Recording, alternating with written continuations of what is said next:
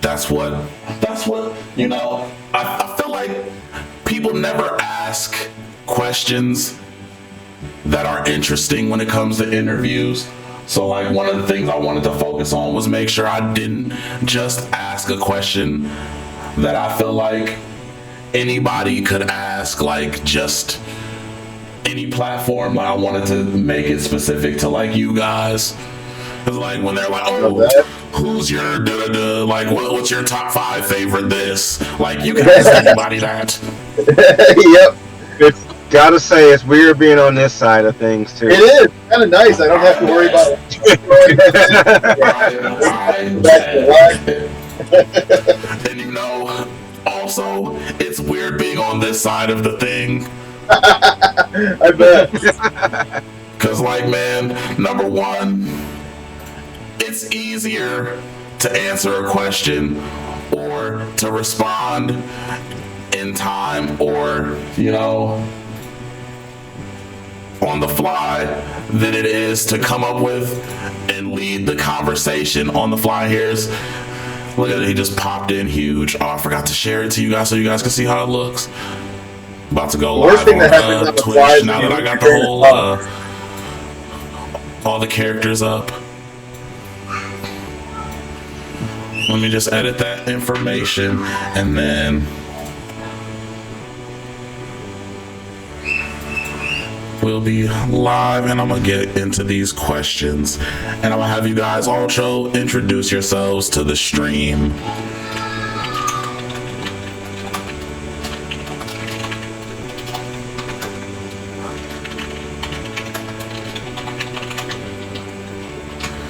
All right. Yeah, I get my sunglasses with the mustache. I look like a cop. Didn't even realize that till just now. Okay. Oh, that's fucking funny. All right.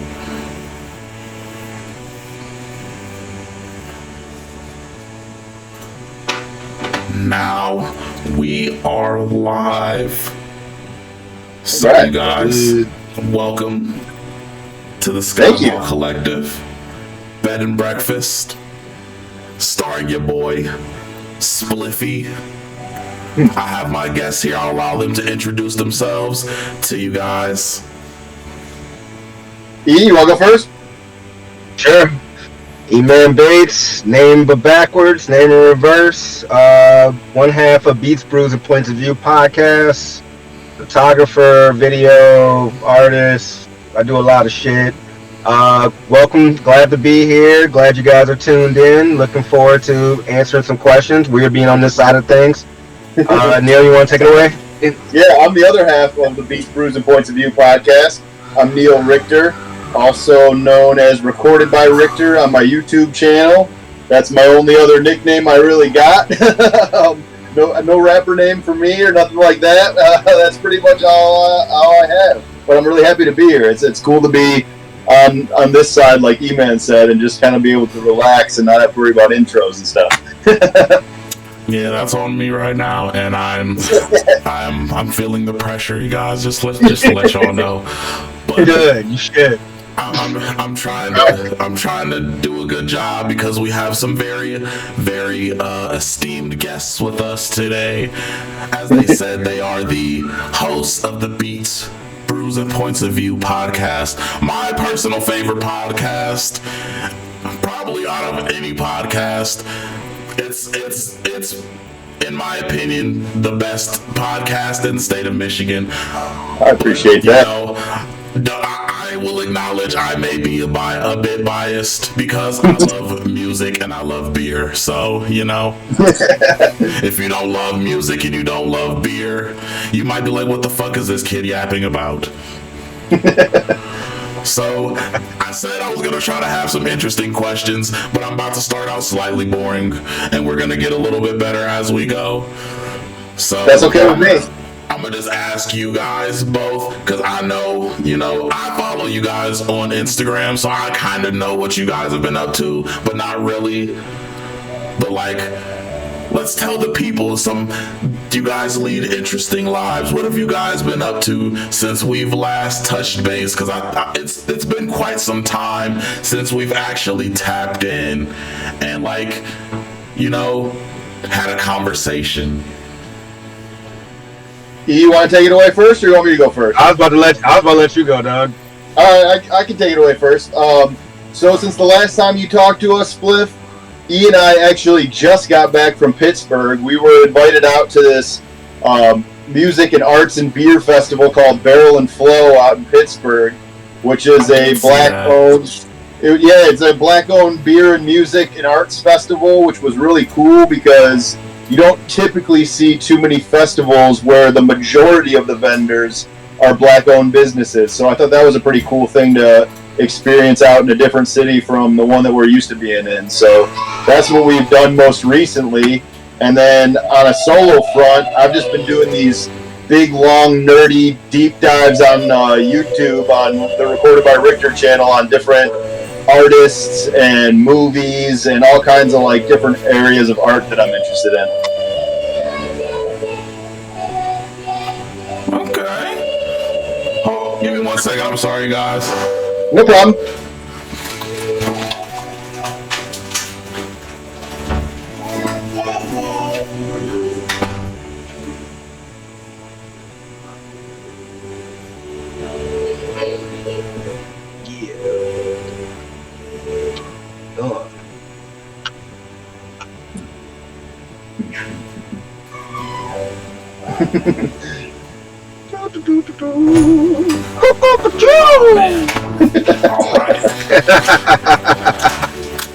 Parenting life is what I've been up to.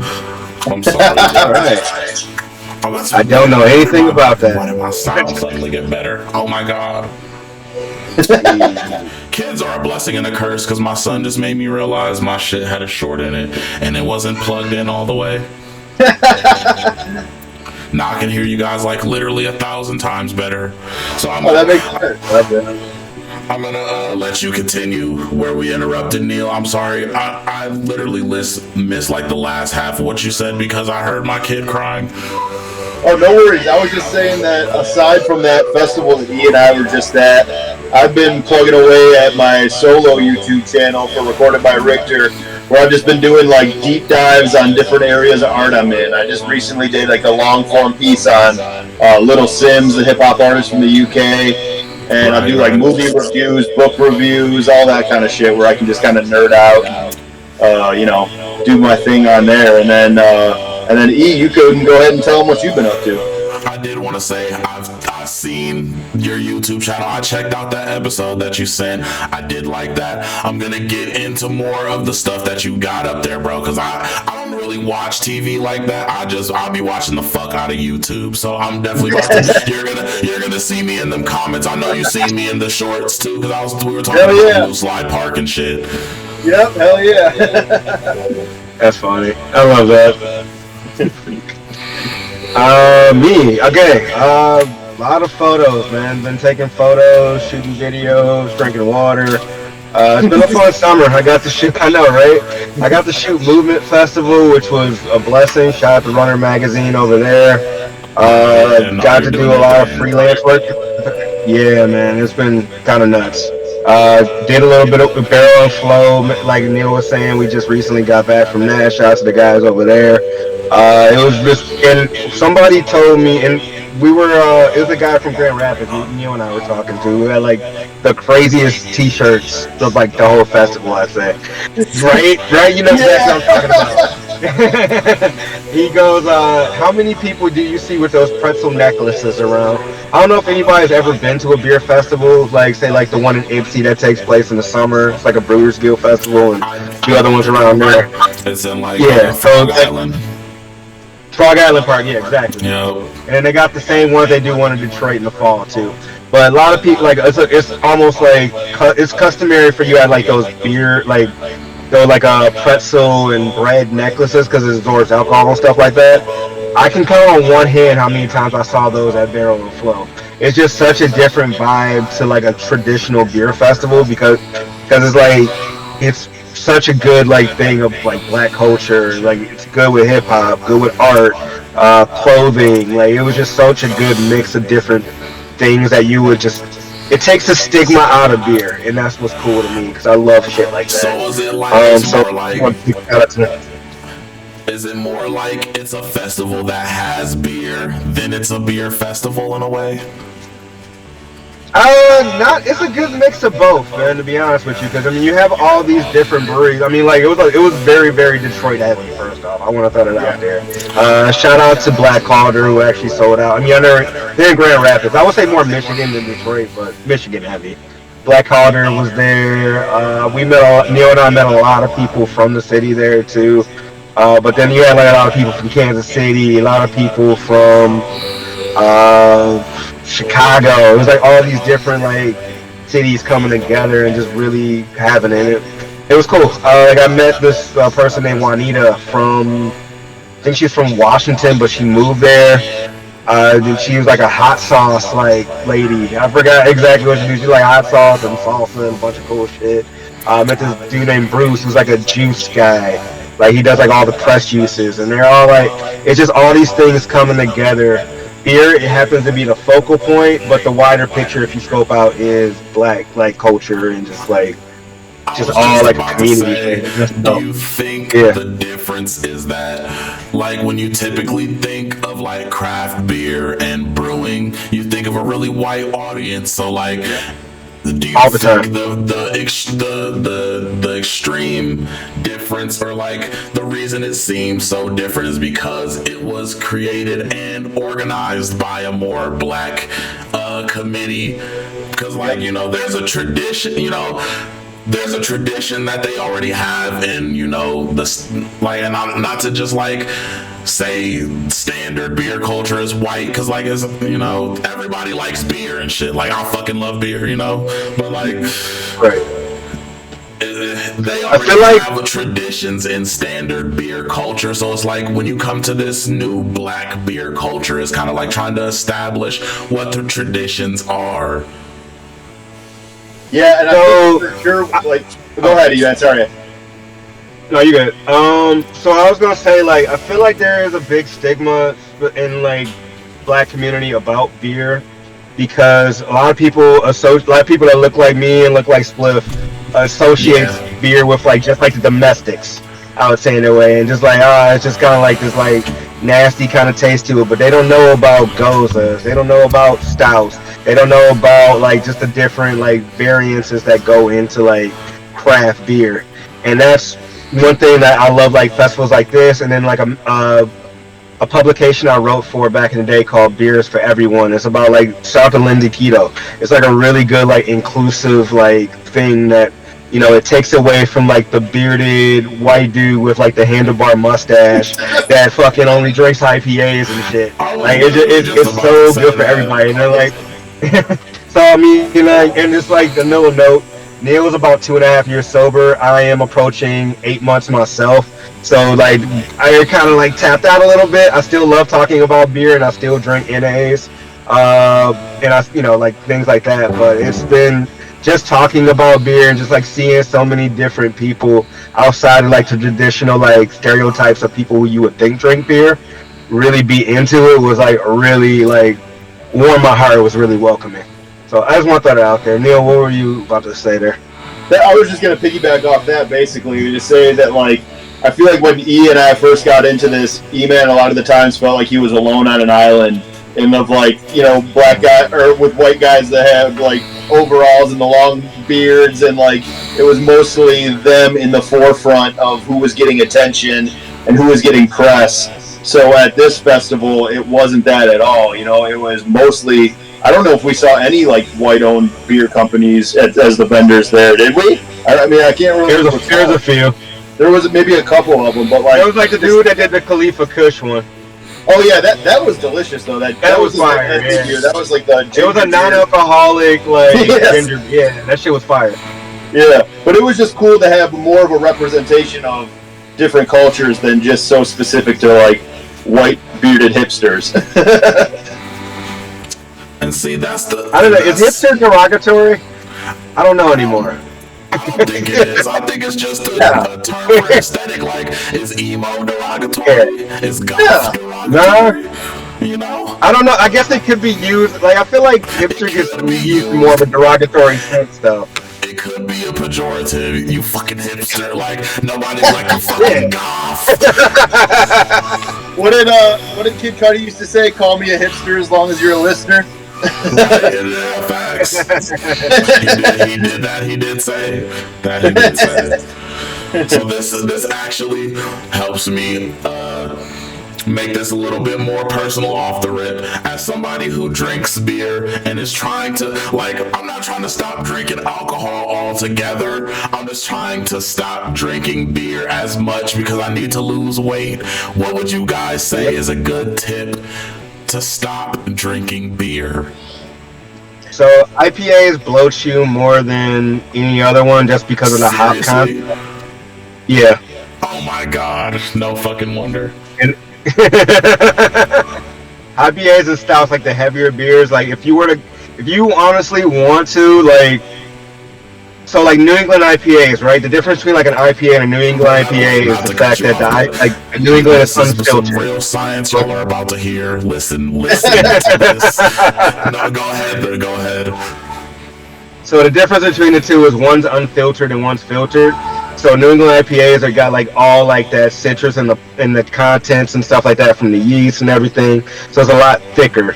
If you want to, it's hard to say because all beer is got, you know, like a pretty high calorie.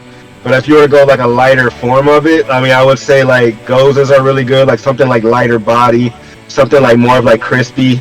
I mean, I really love a good crispy Kolsch, even though it's still heavy. It's still like a little bit thicker, but it's a lot more refreshing and usually a little bit lighter body than like most other ones. So, yeah, it's that and just overall, just, you know, if you're drinking, like, if it takes 6 to get you there, maybe try to cut down a little bit. I'd say give your liver a break. Yeah. For me, I was like an all or nothing thing because I was always the type of drinker that had no off switch.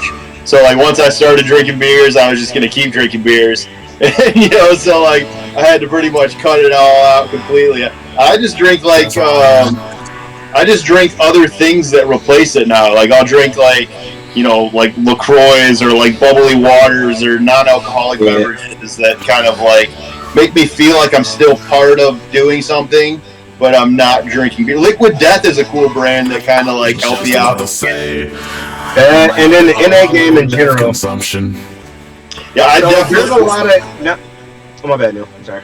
I was just gonna say when I first, like, especially like in the first 2 months that I quit drinking, I was drinking a lot of Liquid Deaths. I was drinking them like I was drinking beer, basically. There was like a lot of like non-alcoholics too in the past. Like the non-alcoholic rise has dramatically increased the past 3 years. When I was working in beer, like we were coming, like we had companies like coming in, like for, you know, especially dry January and stuff like that. There was like placements we had specifically for non-alcoholic stuff. So that impact is coming. Like there's like companies such as Untitled Art that make really good non-alcoholic beers. They're like Sam Adams has one. Heineken's I'm not a fan of it, but they have like one of the bigger ones. I mean, there's so many different options, and then like if you don't even like, if say for instance, that's if you like the taste of beer, but if you don't really like the taste of beer but kind of want that carbonation, Neil was talking about like LaCroix and Waterloo, Liquid Deaths, things like that, or like just like have that carbonation consistency. It's really good to kind of wean you off of that, and also wean you off of pop too, I've noticed as well. So yeah. And see, my thing is I don't drink soda like that, so I feel like that's another reason why I felt like, you know, I could be a little bit more free with my, you know, drinking of the beers, because like I don't drink pop. I drink juice sometimes, but I mainly drink like tea and water. So like the only thing about pop is like the sugar content. To completely stop drinking beer, I should just drink lighter beer. I mean, that's if you don't want to quit drinking beer. I don't. If you want to completely, I would love to have my cake and eat it too. Like there's like options, like they got lighter beer. I mean, like So I mean, I'm not a fan of the big light beers, like say like Michelob Ultra. You know, it's like 99 calories. There's like a new Corona, there's a new Modelo that's light now. I mean, there's options out there, but it's not. So if you're used to one thing, it's kind of hard to get over just because the taste. You can tell it's different. It's like regular cheese compared to cashew cheese. Like it's an okay substitute, but you can tell a difference, you know. Cashew Yeah, cheese. I know one didn't thing even that'll know slow that you was a down. thing. I know one thing that'll slow you down from drinking too many beers is these prices on beers at venues. Holy shit! Oh yeah, $18 for like a pint. That's another reason why I just like to get drunk before I go places. Oh yeah, Man, we went to the fucking the Centennial celebration in Greenfield Village for 4th of July, whatever. Fucking $8 for a Budweiser.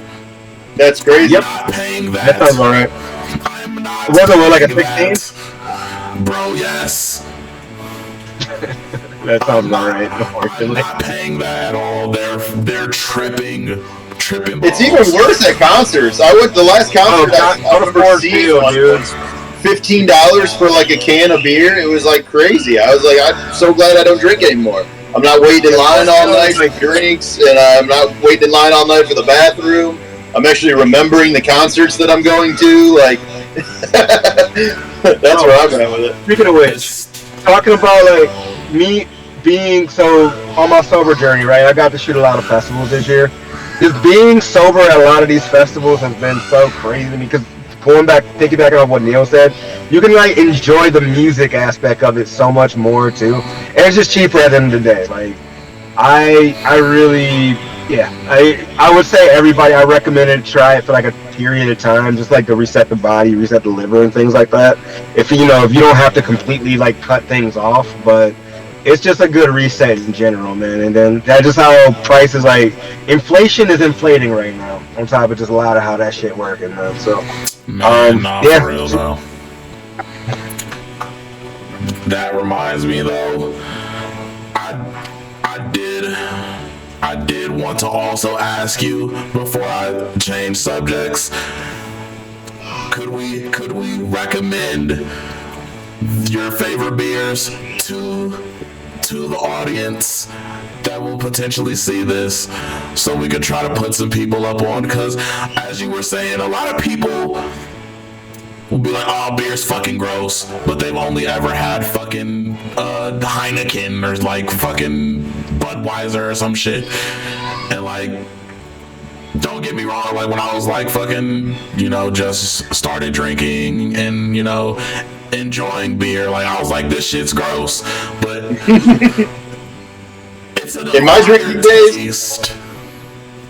drinking days, my favorite was always Bell's Two Hearted. That was always my favorite beer. Classic. Number one beer in the country for like the past like 5 years or 6 years. Yeah. I swear to God. Yeah, well, Michigan, like, fun fact about Michigan beer. So Michigan is, Grand Rapids specifically is the number one city in the country for beer. Right below that is Asheville, North Carolina. Wow, I did not know that. See, we are the professionals. We are to beer what California is to weed. Yep. And then we're catching up on weed too. I was just about to say, we've beaten them in the cannabis cup multiple times. Yeah.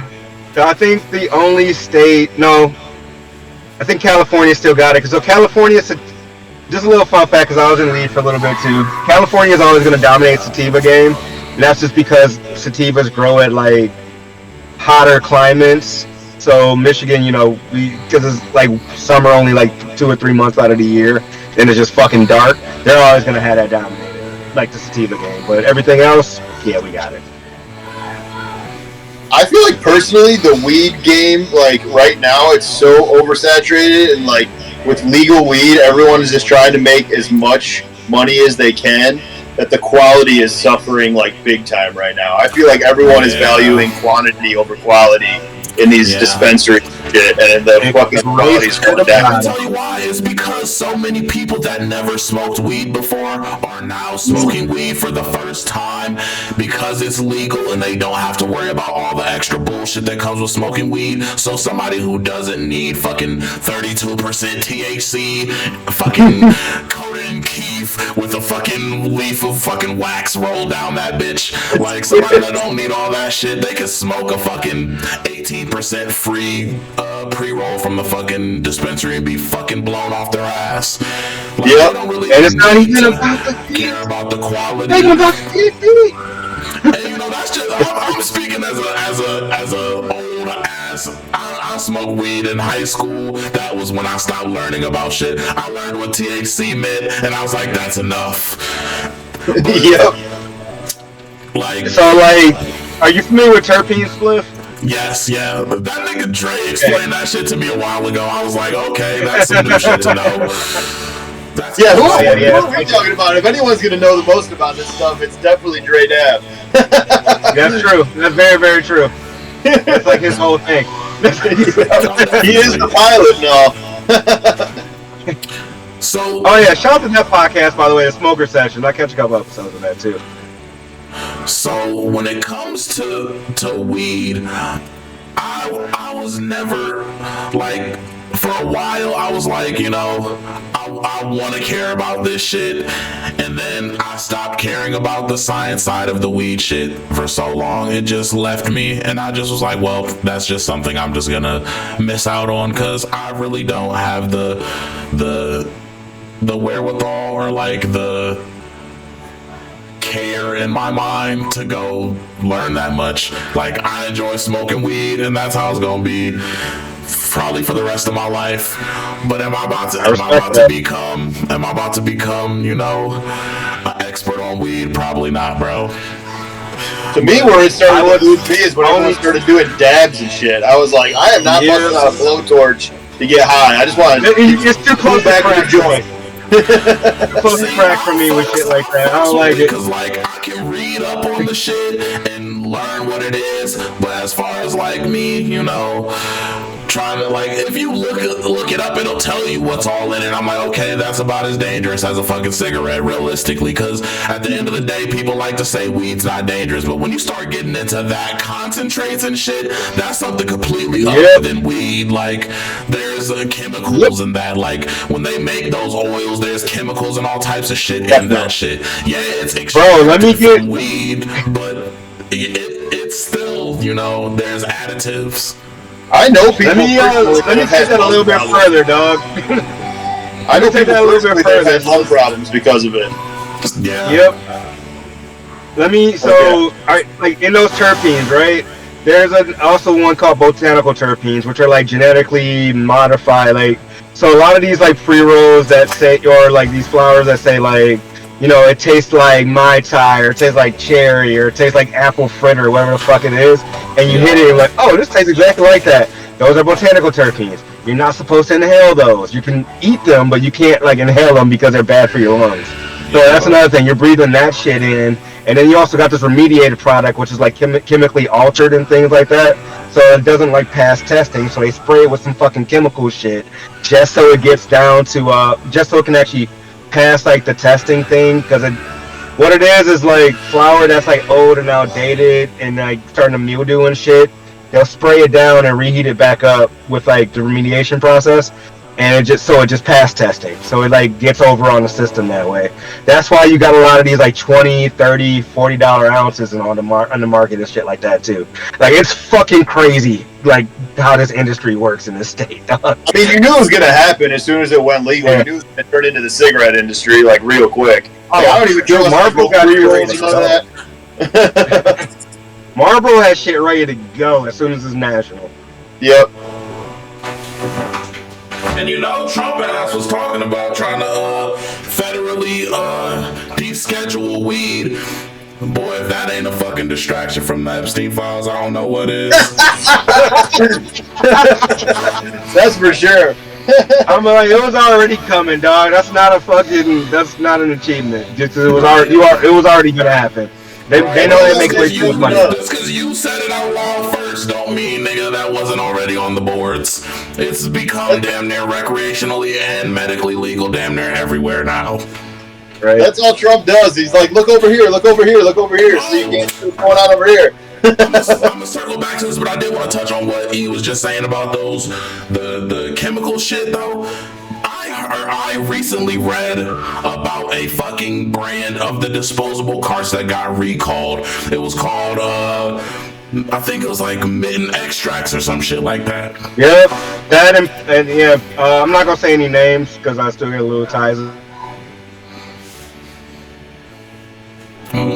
Chop it up a little bit. Yeah, no, he's chopping it up a little bit.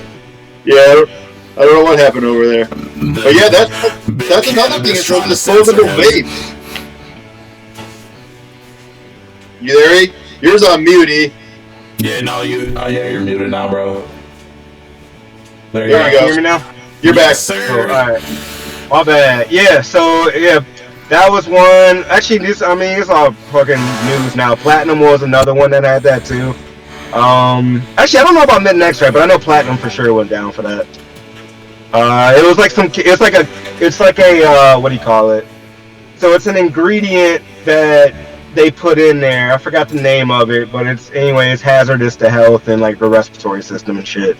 So one thing about like Neil was talking about concentrates and shit, like that's such a newer territory. And then like you got like say like the pens and things.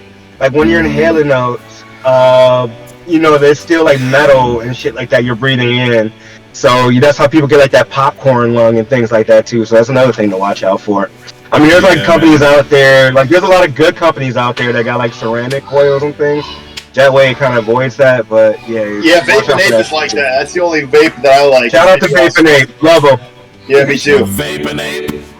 Yep, they all use ceramic shit in theirs. They don't use much metals. Cause I've been thinking like, bro, I'm about to cut out all that shit because I'm not taking no chances. I'm gonna stick with just the flour. I'm not about to be doing all the extracurricular shit. Like, I don't got time. And then, like, I ain't gonna lie, maybe if it's just that I'm getting older now or some shit, but like, bro, I can't even smoke weed like I used to, man. I smoke fucking 3 blunts and I'll be asleep.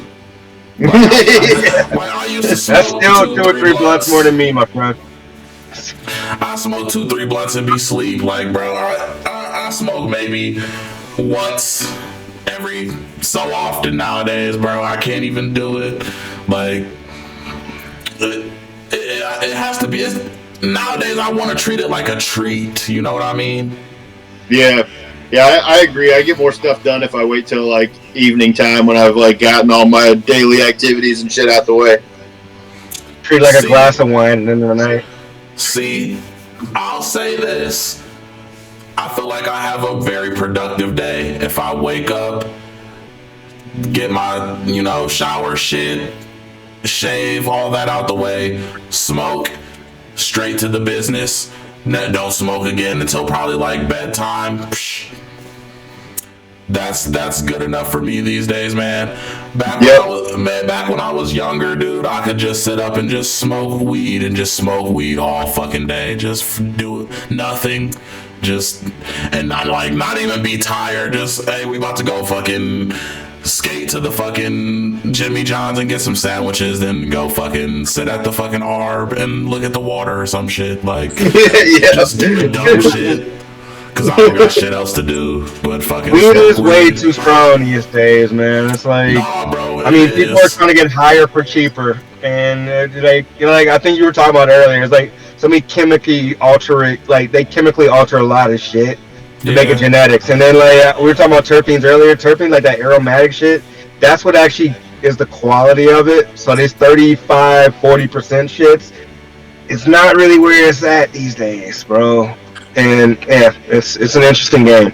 And in Michigan in general, like specifically because there's no cap on licenses, that's why pretty much if you have like X amount of money to get a license or whatever, you can open a dispensary. So that's why all these stores are popping up. Like if you go down 8 Mile, it's strip clubs, Coney's, McDonald's, dispensary. Liquor stores. Yeah, liquor store. Oh, I forgot about the liquor stores. And usually it's all owned by the same cousins. But that's a different story entirely. I won't get into that. But You know, the thing that's crazy to me about this is, even with as easy as it is to get into the industry, they still locked black people out of the shit in Michigan in a way. Oh God. Like, let's can we really even think about how many black-owned dispensaries we could think of that exist in Michigan? Me working in the industry, I know of 2 that were in the Eastern Michigan territory. There's only 2 I know of. It's really crazy to think about because there's literally still people in jail serving sentences off of weed charges, and they're boxed out of the system and getting into the product that got them into jail in the first place. It's like that. It's so fucked. It is. Shout out to there's organizations. The Last Prisoner Project. Shout out to them. That actually they work to like get people who were convicted of non-violent cannabis-related crimes. They actually work to get them out of jail and get them in the industry. I mean, because there are many of marginalized groups that are still in prison because of the shit that I once got a tax return for. So it's nuts. Mm-hmm. Man, I do wanna say before I move on to my next thing, it's crazy how weed was illegal so quickly that I got a charge for possession of weed. And by the time I went to court for that shit, weed was legal and they dismissed the case. That's nice, at least. That's a blessing. Oh, the timing is... Yeah. How crazy that is, though. It is really nuts. Like, my whole life could have been fucked just because I had some weed at the wrong time. Just a little too soon. Cool. Honestly, that's legal right after that. Weed is what started my life in the legal system. I got busted for a blunt at a high school basketball game when I was 17 years old. And that was the first time I was put on probation. And then I was basically on probation till I was 26 years old. That's wild, because one of my first times being dealing with the police was definitely weed related too. And it was over a fucking bong and some tails. Yeah, I had less than a gram. Yeah, I didn't have no fucking real weed. I just had a bong and like some roaches. I won't even talk about my story, like from last year. Neil knows. I won't talk about that. But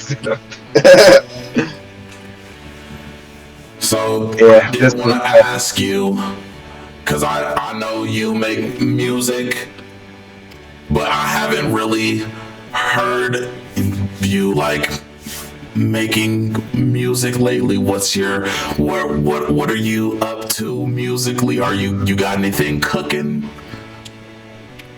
Yeah. I knew it. I fucking knew it. That's why I had to ask. Because as an artist, you think a motherfucker's just chilling, but the motherfuckers don't never be chilling. We always gotta be, damn, that's a good idea. Let me go work this real quick. I knew it. Yeah, I mean, it's easier having like a setup at the crib now too. It's easier having a setup at the... Yeah, like I just kind of, I get asked a lot about like if I'm putting anything out ever again, and I mean, because I've taken like such a bigger behind the scenes role with a lot of shit. People want to know, and I love, honestly, it's so much less pressure being behind the scenes, but at the same time, like I do get that itch, like when I see like. When I go to shows and I'm like, oh yeah, I can hit this. I know I can do that. I've been doing fucking karaoke, bro, just to get shit ready. Man, but that shit's fun though. I love karaoke. I love karaoke too. But yes, I have been secretly working on things for a minute. I guess that's not so secret because I'm saying it in a public forum. But the thing is, it will come out. This is a low key platform, bro. Only the people that know gon' know.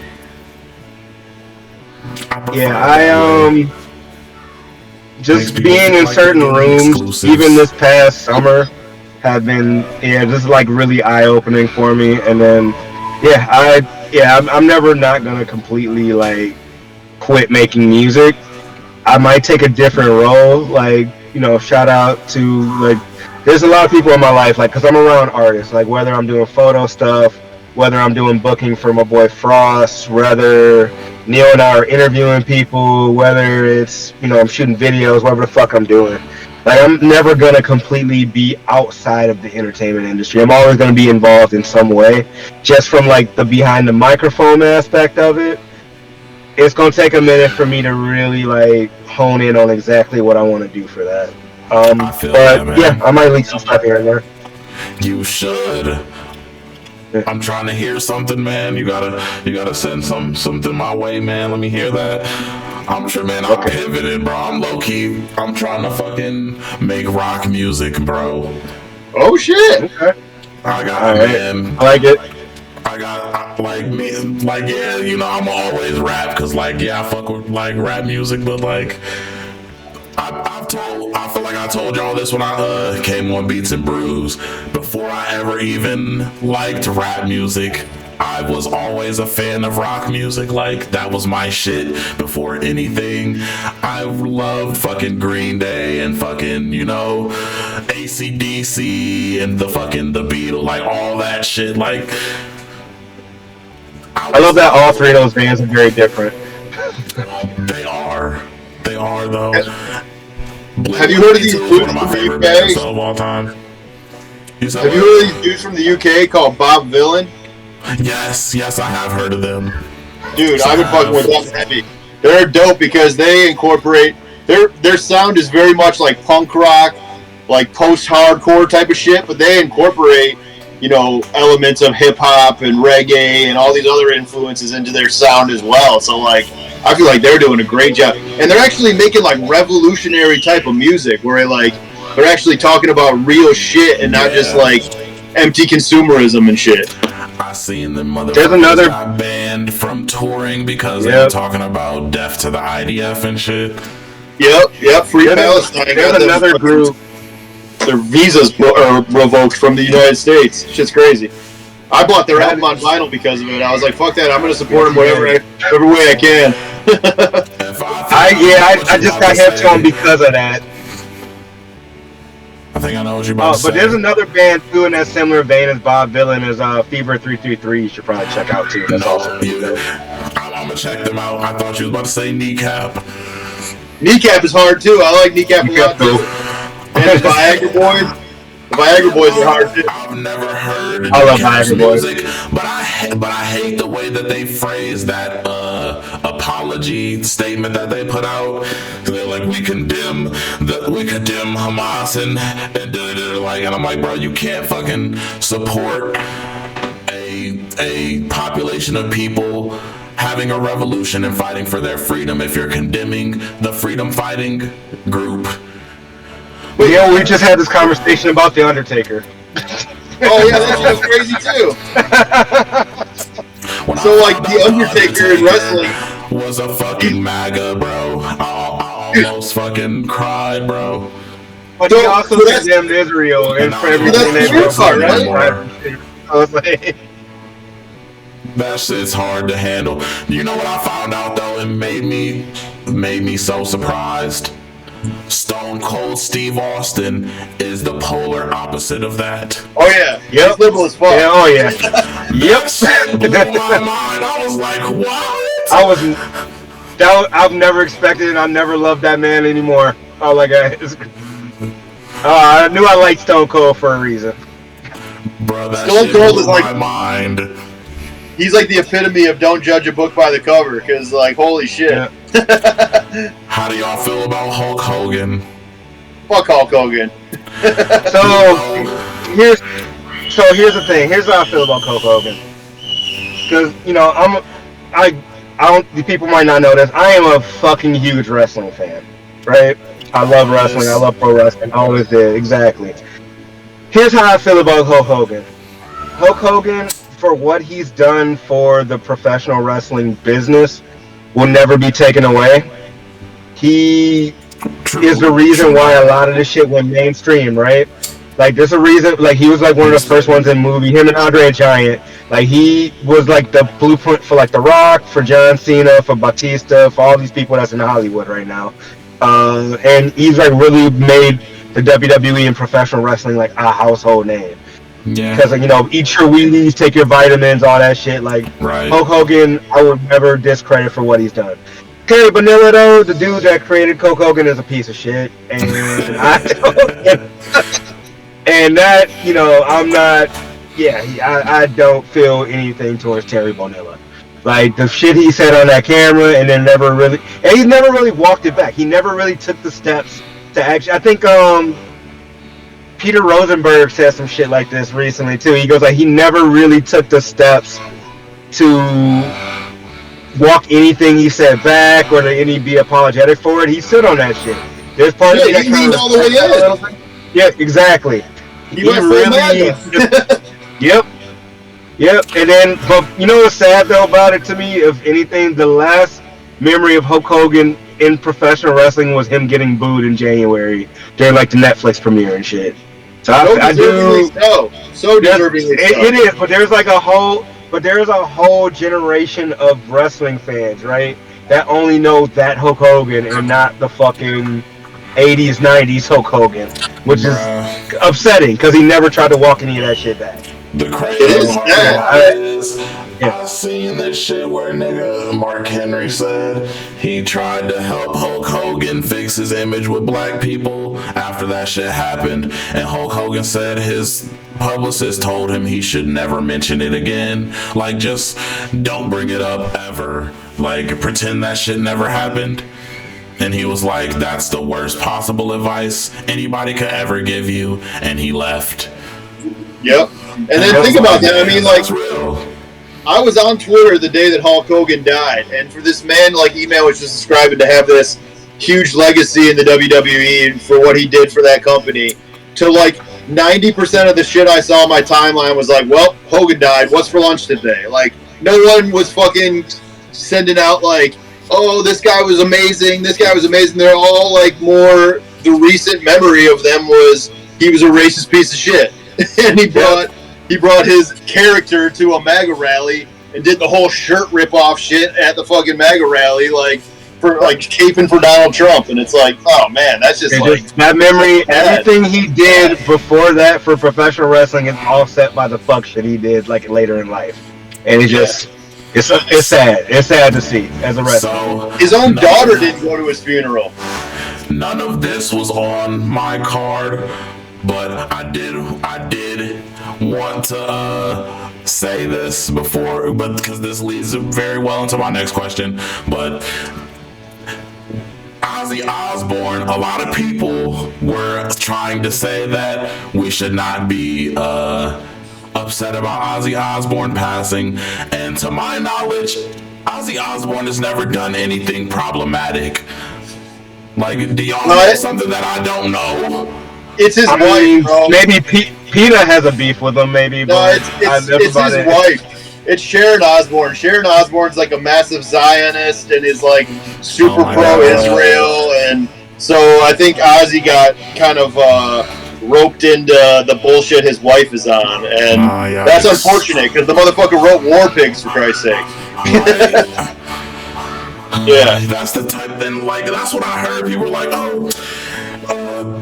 Ozzy's a Zionist, and I'm like, bro, there's no, I can't find anything of people saying, oh yeah, Ozzy said Israel has a right to exist, and like, I couldn't find anything that said that, so I'm just confused on why people are, but there's been this weird trend lately of people like dying and people having some shit to talk about them, but this person is still alive, and me and Neil kind of had a conversation about this already, but I want to ask you as well, how do you feel about Ye right now? Since we're talking about these people that are fallen heroes from our collective pop culture memories. Go ahead, E. I don't think he's frozen. Is he frozen? I think so. I overall just feel sad about the Ye situation. Like, I feel like Ye's mom dying was like the ultimate crushing blow to who Kanye West was that we all knew and loved. And like, he was hurting, so he just went on to continue to hurt other people. And like, I don't know if that makes him feel better, but it just makes me more sad than anything. Yeah. I mean, to me, I'm really just like, I was laughing at this nigga until it got to a point where I was just like, bro, like, you're doing too much now. Cause like, Yeah. At a point, I'm like, I get what you're saying when it comes to the whole our trauma is monetized. I'ma take their trauma, cool. But once you start talking about Beyonce and Jay-Z kids, what the fuck do that gotta do with any of that? Yep, I agree. Once you start talking about all the extra shit that has nothing to do with the initial shit that got you fucked up and in the position that you're in right now, that's where I feel like there was no coming back. Yeah, I agree with you on that. And like you can come and have an apology, but who's gonna take you seriously at this point? It's just crazy that the same dude that after Katrina was on TV talking about George Bush don't care about black people, and honestly him like to daddy up to Trump and shit and rock MAGA hats everywhere. It's just like, oh man, that sucks. And to me, okay. I can, let you rock out with that. Cause like, bro, if you walk it back like, oh well, cause I read this whole article after the fact of that shit where he was like, oh, the Republican Party manipulated me and they used me for their optics and da-da-da-da. I'm like, I feel like you should be smart enough to know that's what the fuck they were doing. But yeah, since you can be man enough to admit that you got played or whatever the fuck, cool, I'll let you rock out. But there's way more worse shit that he did than that in my eyes after the fact of that. And yeah, people take the misconception that like I don't have a problem with this nigga's antics because I'm the type of person that I don't give a fuck about any of these celebrity motherfuckers because chances are I'm never gonna meet them. But if I do, there's definitely some conditions that will be met. Number one, I need to ask this nigga what the fuck is with the fucking White Lives Matter shirt. Man. And there is this that I will say to him. Your mother would be very disappointed in you. Yep. Your mother would be very disappointed in you. Because to me, as somebody who is the same age as this nigga Ye, when he lost his mother and I lost my mother, we have the same mental illness. We're both young black gifted men in this American fucking world that we fucking live in. Cause like, yeah, we live in America, but so does everybody else, like, if we want to be real about it. That's why everybody cares about our election. Motherfuckers want to be like, oh, why do you care about our election? And you live all the way over there. Everybody cares about America's election because what the fuck happens here is going to affect the rest of the world. But I digress. You can't use your mother dying as an excuse for some of the shit that you've done, my guy. Dude, you know that way overused by him at that point. And say that again. Somebody who's also lost a parent. It was like I can't because I was such a big Kanye fan, man, and it's hard to like. People have this whole thing where they try to like disassociate the art from the artist and everything like that. But condemning genocide and all this other shit in this, it's really fucking tough I can't do it anymore. I can't. There's no way. I really don't like listening to this dude anymore. I got nothing. There's nothing he really could say that I just can come back from. I don't know. To me, it's just where did the fucking change happen? I don't know exactly where to place when in the timeline that this shift happened in Kanye to where you went from. I mean, he's always been outspoken, right? But it makes no sense. I think you said it earlier, from going from George Bush doesn't care about black people, to slavery was a choice, to dressing up like the fucking KKK. Like, where in the fucking timeline did this change happen?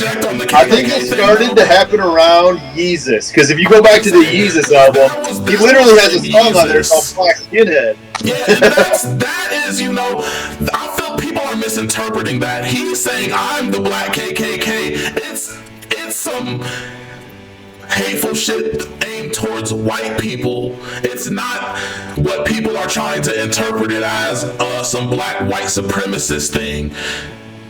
It's black skinheads. Skinheads hate black people. And what I've been trying to tell a lot of people is, you cannot be a Nazi if you're black. That's the whole fucking thing that's ridiculous about it, and why it's funny for people to try to call this nigga a Nazi. And me, as somebody who, like I said, I can't condone the shit that you're doing, but there's certain shit that you left behind for some of this other shit that's ridiculous and is not even, like, bro, all these conspiracy theories and, like, what happened to you caring about black people? You left that behind to go fucking chill with Nick Fuentes and Sneeko and all these weirdos, bro. That was my whole thing. Like, he was saying with the KKK thing, like, that was supposed to be some shit to empower black people. Now, because of the people he's dealing with, they think that's some black white supremacist Nazi shit. Yep. They think he's Uncle Ruckus. Yes, exactly. Yeah. You know what's crazy too is the thing that made me like the most sad around that time is because like when he was wilding out the most, when all that shit started happening, was like the same time that Cootie and Chike put out that documentary about him, following around the beginning of his life. And that shit made me want to cry, because I was watching that shit like, oh my god, he was so fucking brilliant once. Like, everything he was doing was like my favorite shit ever. Like, he like brought me back to hip-hop when I was kind of burnt out on it, like, in like 2003. And I'm like, damn, like, this is fucking so sad to me, because his work ethic, his drive, all of that shit that was displayed in the documentary was like amazing to watch. And at the same time, he's doing all this shit like in real time, and you're like, damn, bro, it's like, oh, this is painful. I've seen that documentary when I was getting admitted into the hospital, when I got my BPD diagnosis. That was when I seen that documentary for the first time. When I found out that I had the same fucking mental illness as this nigga, yay. That put a lot of shit of this, like, to me, that put a lot of shit in perspective of my life in a way, because, like, I could have ended up like this nigga, but I have people around me that's gonna tell me, hey nigga, you're wildin' right now, chill, type shit. So, I'm glad you said that, because, I mean, that support, when you get famous and you're in the spotlight young, like, you got, like, say, like a Chris Brown or Biebs or even, like, Lindsay Lohan or some shit like that. A lot of these people get famous and they get money and they get notoriety very, very young. Like, I don't know if you heard that story about, like, Drew Barrymore being in a club doing coke at, like, fucking 12 or some shit like that. I think it was like 9. You don't have many. yeah, you're right. It was even younger. Yeah, you're right. That's crazy. Like, you are around a bunch of people that like are just like enablers. Like, you don't have like a solid foundation and support system around you. So of course you're gonna fucking crack. I mean, it makes sense. But I think like a lot of people like it's cool when you got like a say. I'm gonna just use them as an example, but like say like a Griselda or something like that. A lot of these guys started getting popular like way later in life, and then you just get that maturity and you know how to handle certain things. I almost think it's like a great thing to like you don't get. I almost feel like there should be like they need to get artist development shit back. Essentially, that needs to be back in thing. Like, cause I mean, I feel like in the TikTok era, cause people just get on and they get burned out very fucking quick. Cause whatever label or some shit tries it. I'm going off on tangents right now. I understand, but like they go off and like you making a quick buck off people, and that's why they end up getting burned out and not knowing what the fuck they're doing, and they start like blowing all through all their money and shit. Because it's like the lottery winners, bro. You never had shit, then you have the world, and you don't know what the fuck to do with it, and then you lose it, and you don't know how to come back from that. So because that's the lifestyle, like that's very new to you, and it happened very quick. So and a lot of these artists don't even want to do the social media games. Like they just want to be artists. They just want to make music. And now like labels are telling you that you got to make X amount of TikToks a day or fucking, you know, promote this product on here. And it's like none of them want to do that shit. In the 90s, they didn't have to do that shit. You know, like and you know, and in the reverse of that, you got the other people that just want to be influencers. That use music just to like fucking get to like a different platform and shit. Like, or like, I really want to be an actor, but I got to do this music shit just to get my name out there. Because I mean, with streaming, there's no money in the music industry anymore. I mean, we all know that at that point, right? It's not fucking secret. I mean, but you using it, so you using this, but it's a quick like get famous, like get on real quick. Cool, get popping from the music. That leads you to like brand deals and all this other shit. I think like T Grizzly said, like he make way more money off Twitch than he ever did with any music. So it's just like off of his Grand Theft Auto server. Yep. That's right. I also think what they don't take seriously, and this is just me, and I check my privilege about this because like my mom, she was a psychiatrist and shit. Like she went to school for psychology and like, you know, whatever. But she used to stress to me my entire life, like I've always been very aware of my mental health. So like I know how to express my emotions, how to identify them a lot better than some people. And like that's something we don't talk about in America as a country, is emotional intelligence and emotional maturity. But people not understanding their emotions, their mental health, and like that type of thing. And a lot of these artists have mental health issues that are unaddressed.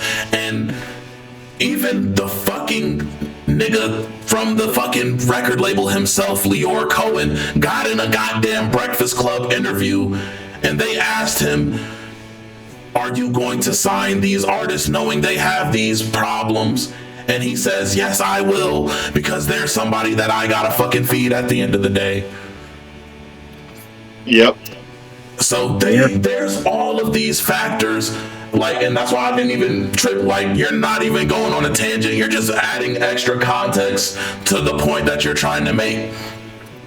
But the thing about it is, all of that is because they can use that to manipulate these artists to their gain. Oh, you got a drug problem? Here's drugs. You got a problem with your mental health? We're gonna make sure we get everybody from around you that can tell you what the fuck to do, and we're gonna get some people that work for us around you to control you. And then we're gonna drop like 6 post-mortem albums after you die. Right, yep, see, yep, that too. This is the same thing. Tupac, Prince, Michael Jackson, all of these figures talked about how these labels don't care about these artists and allow them to self-destruct. It's the same thing in Hollywood, and it's the same thing that happens in the music industry. But we did go into a whole different subject.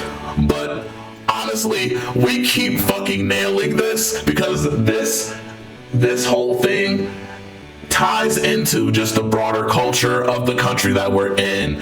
And I want to ask you guys, as whole lifetime American citizens, how the fuck fuck do you guys feel about this country right now? Like, we're literally like, people want to say we're at the door of fascism. Like, nah, bro, we're sitting in fascism's living room right now, kicking it with that nigga. Right up. Yeah, I feel like as someone. Go ahead, B. You go ahead. Go for Neil. You good? Okay, I was just gonna say I think it's like the worst time ever. Like, well, I mean, in my lifetime, for sure, in this country, I think it's disgusting the shit that's going. As a music lover and an arts lover, like the shit that rises to the top right now is like empty consumeristic ideas. It's AI. It's fucking all this shit that is like just devaluing real art. The shit that people want to hear is like so mind-numbingly stupid right now. I feel like we're in the bottom of the barrel of thinkers right now. Like the shit that people, if you go, I used to love talking to people on Twitter about music, and now people will use monthly listeners and like Billboard charts as their metric for what good art is, and it's like, oh, it's fucking disgusting to me. I have a hard time wrapping my head around like the shit that's popping right now, like. And it's part of our fault as consumers, as like, because people love a train wreck, and so like that's why I think you're seeing a rise of all these right-wing podcasters, because people will fucking, you know, they want to hear, like, the negative press still gets, even if you're like retweeting them to talk shit about them, you're still giving that person engagement, so they're still getting paid and they're still rising in a way that like we have to stop talking about these people altogether, like the Joe Rogans and all these motherfuckers that are like taking checks to promote MAGA and shit like that. Like, because even if we're talking about them in a negative way, it's still giving them money in their pockets.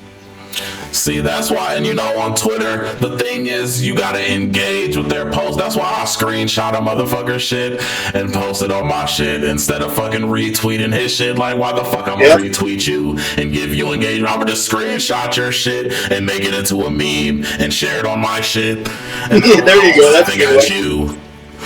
That's a good way. I like that. And like, I do agree.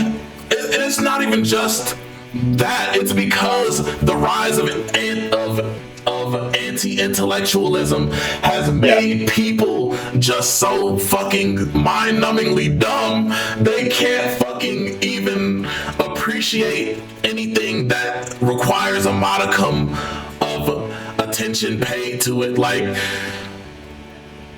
music, for an example.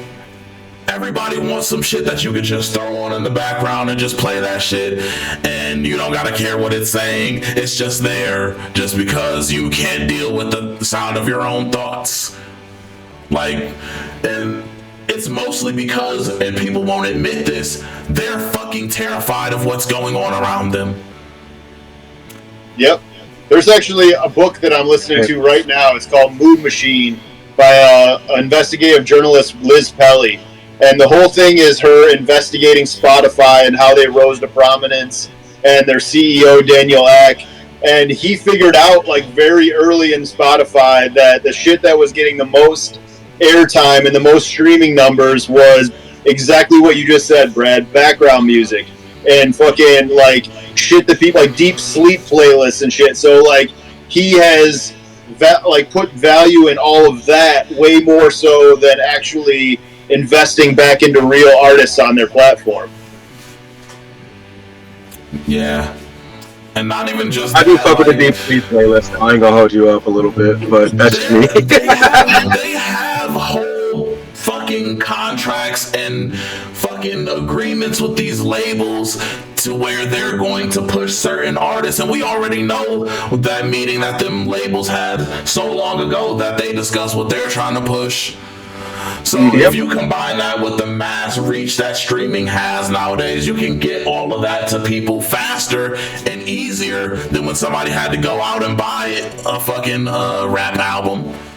Oh yeah, that's a rap. I mean, like, the cool thing is that vinyl is making a comeback. I think I saw like a thing like 2 years ago that vinyl is starting to also like laser disc like CDs for the first time in like 30 years or some crazy shit. So that aspect, I feel like that's starting to come back around a little bit, but the convenience and the accessibility of just pulling up your phone and fucking pressing a button on Apple Music or Spotify or whatever and just listening to a whole album, that's not going away anytime soon. I mean, I'm interested to see what the next level of this is. I really am. I've definitely already decided I'm going back to physical media because the whole thing about that is that's more and more putting the power in their hands. Because think about this: if I go and buy,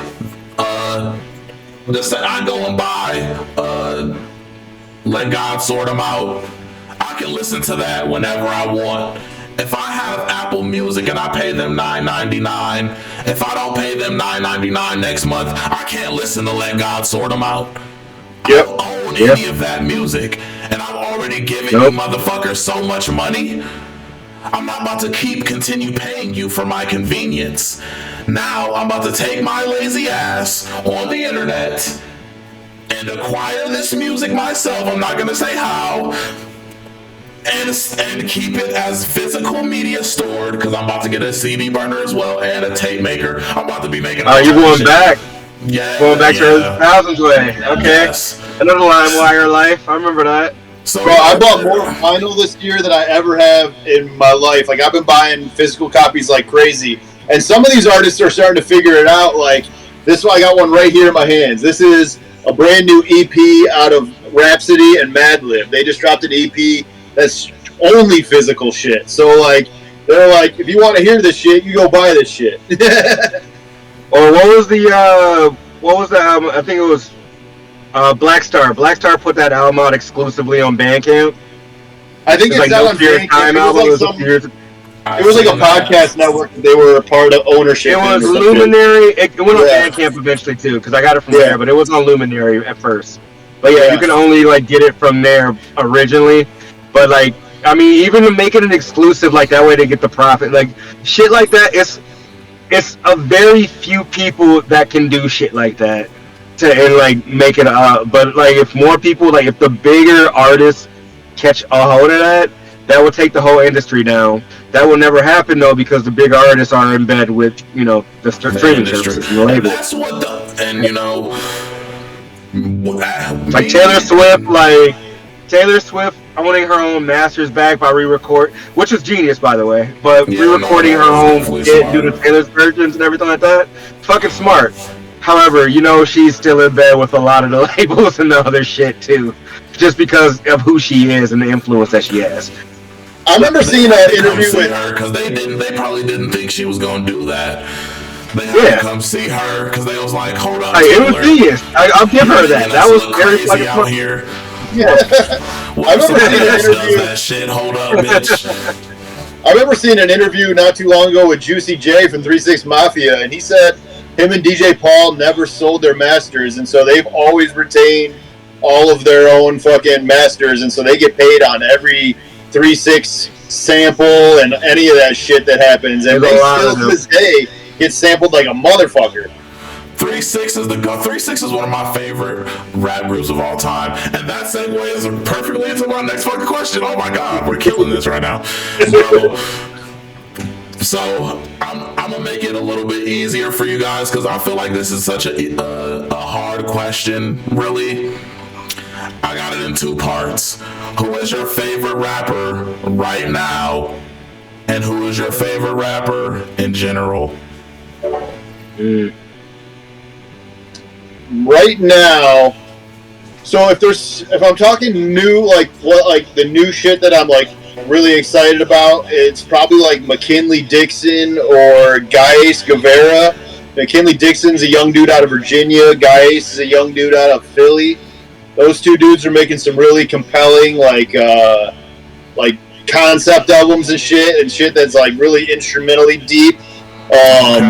I'm a huge Kendrick guy, so he's in one of my tops of all time. Nas is still one of my favorites of all time. And Andre, I gotta respect what Andre's doing too. He's like, this shit isn't making me happy anymore, so I'm just gonna go over here and play the flute. But but that's probably my answers would be. I ain't gonna lie to y'all, I was so mad when I saw that album. I like your answers, by the way. Not to like brush past it. I'm gonna circle back to it, but I just wanted to say this because you said that about Andre 3000. I was so mad when I saw that fucking album with the piano on the back, and I went to listen to that shit, and I thought this nigga was about to be rapping. And this nigga playing fucking, bro, I almost threw my phone out the window, dog. That piano one I was sick, bro. I was like, no fucking way, bro. This nigga got me. So for context with that piano one, I read a thing about it later that I wish would have been more known before it came out, where he said literally that's from 10 years ago, and the whole thing was he just set his iPhone on top of a piano, hit record, and it was just him like doodling around on the fucking piano. So I'm like, now that I know that, I'm like, I wish I would have known that before I pressed play on the album. Because that shit was trash. You know they still owe like, they still owe Outkast in general still owe the label one more album too. Yeah, they do. That's why like Andre tried to turn in that like that flute album as far as part of the contract agreement. They're like, nah, it's got it because it's like a clause like the last album has the next album has to sound like the last one in X amount of ways. That's why Big Boy's solo albums never had any Andre features on it, because Big Boy's solo deal was over at a different label, and so for him to have Andre featured on it, it would have counted towards the other label, so his current label wouldn't let him do that shit, and that's why like on the Son of Chico Dusty and the other one that he put out like didn't have any Andre features, even though they like tried to have it be a thing, they weren't like legally allowed to.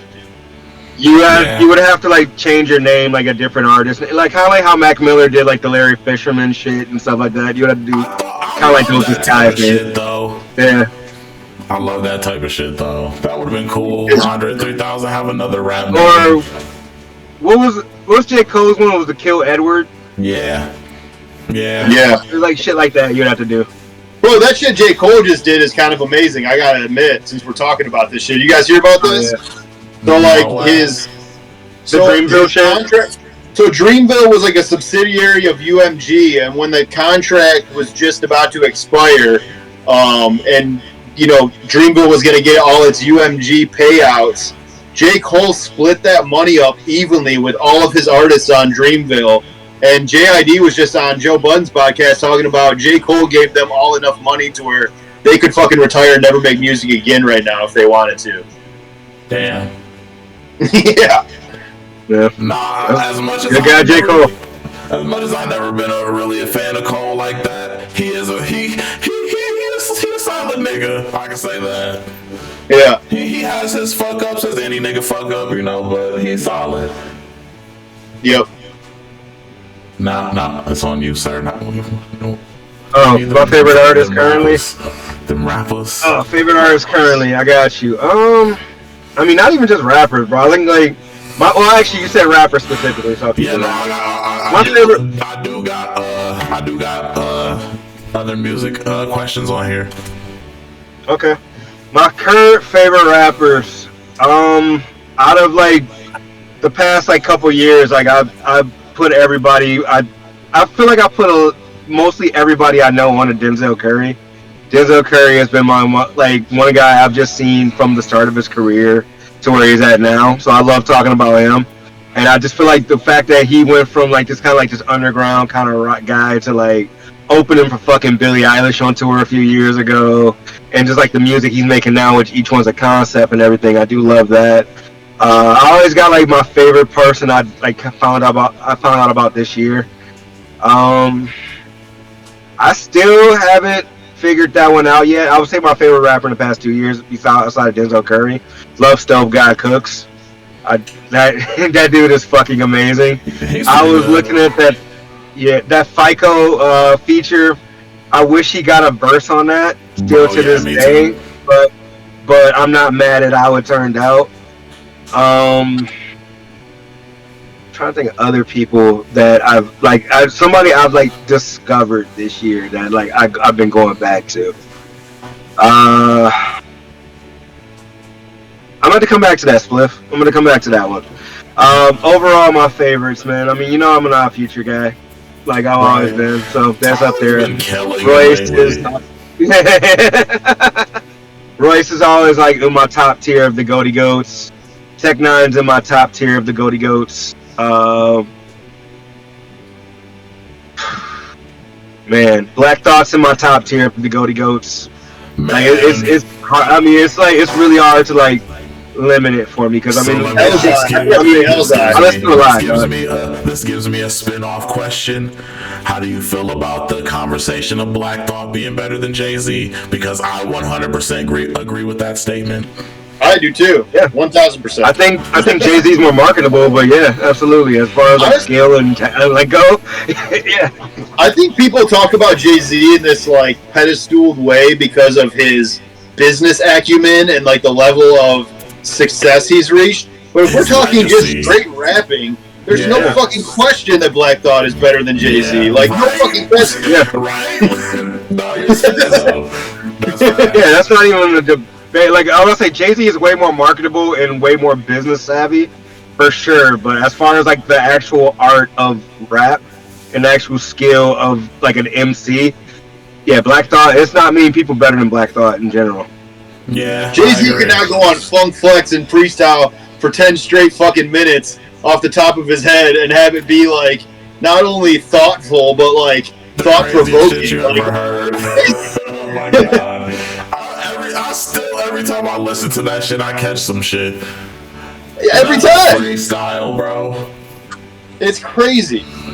And you know, it's funny to me because I'm sitting up here hearing people say, Black Thought ain't better than Jay-Z. Jay-Z is what? I'm like, are y'all fucking kidding me right now? Like, listen, he's Jay-Z.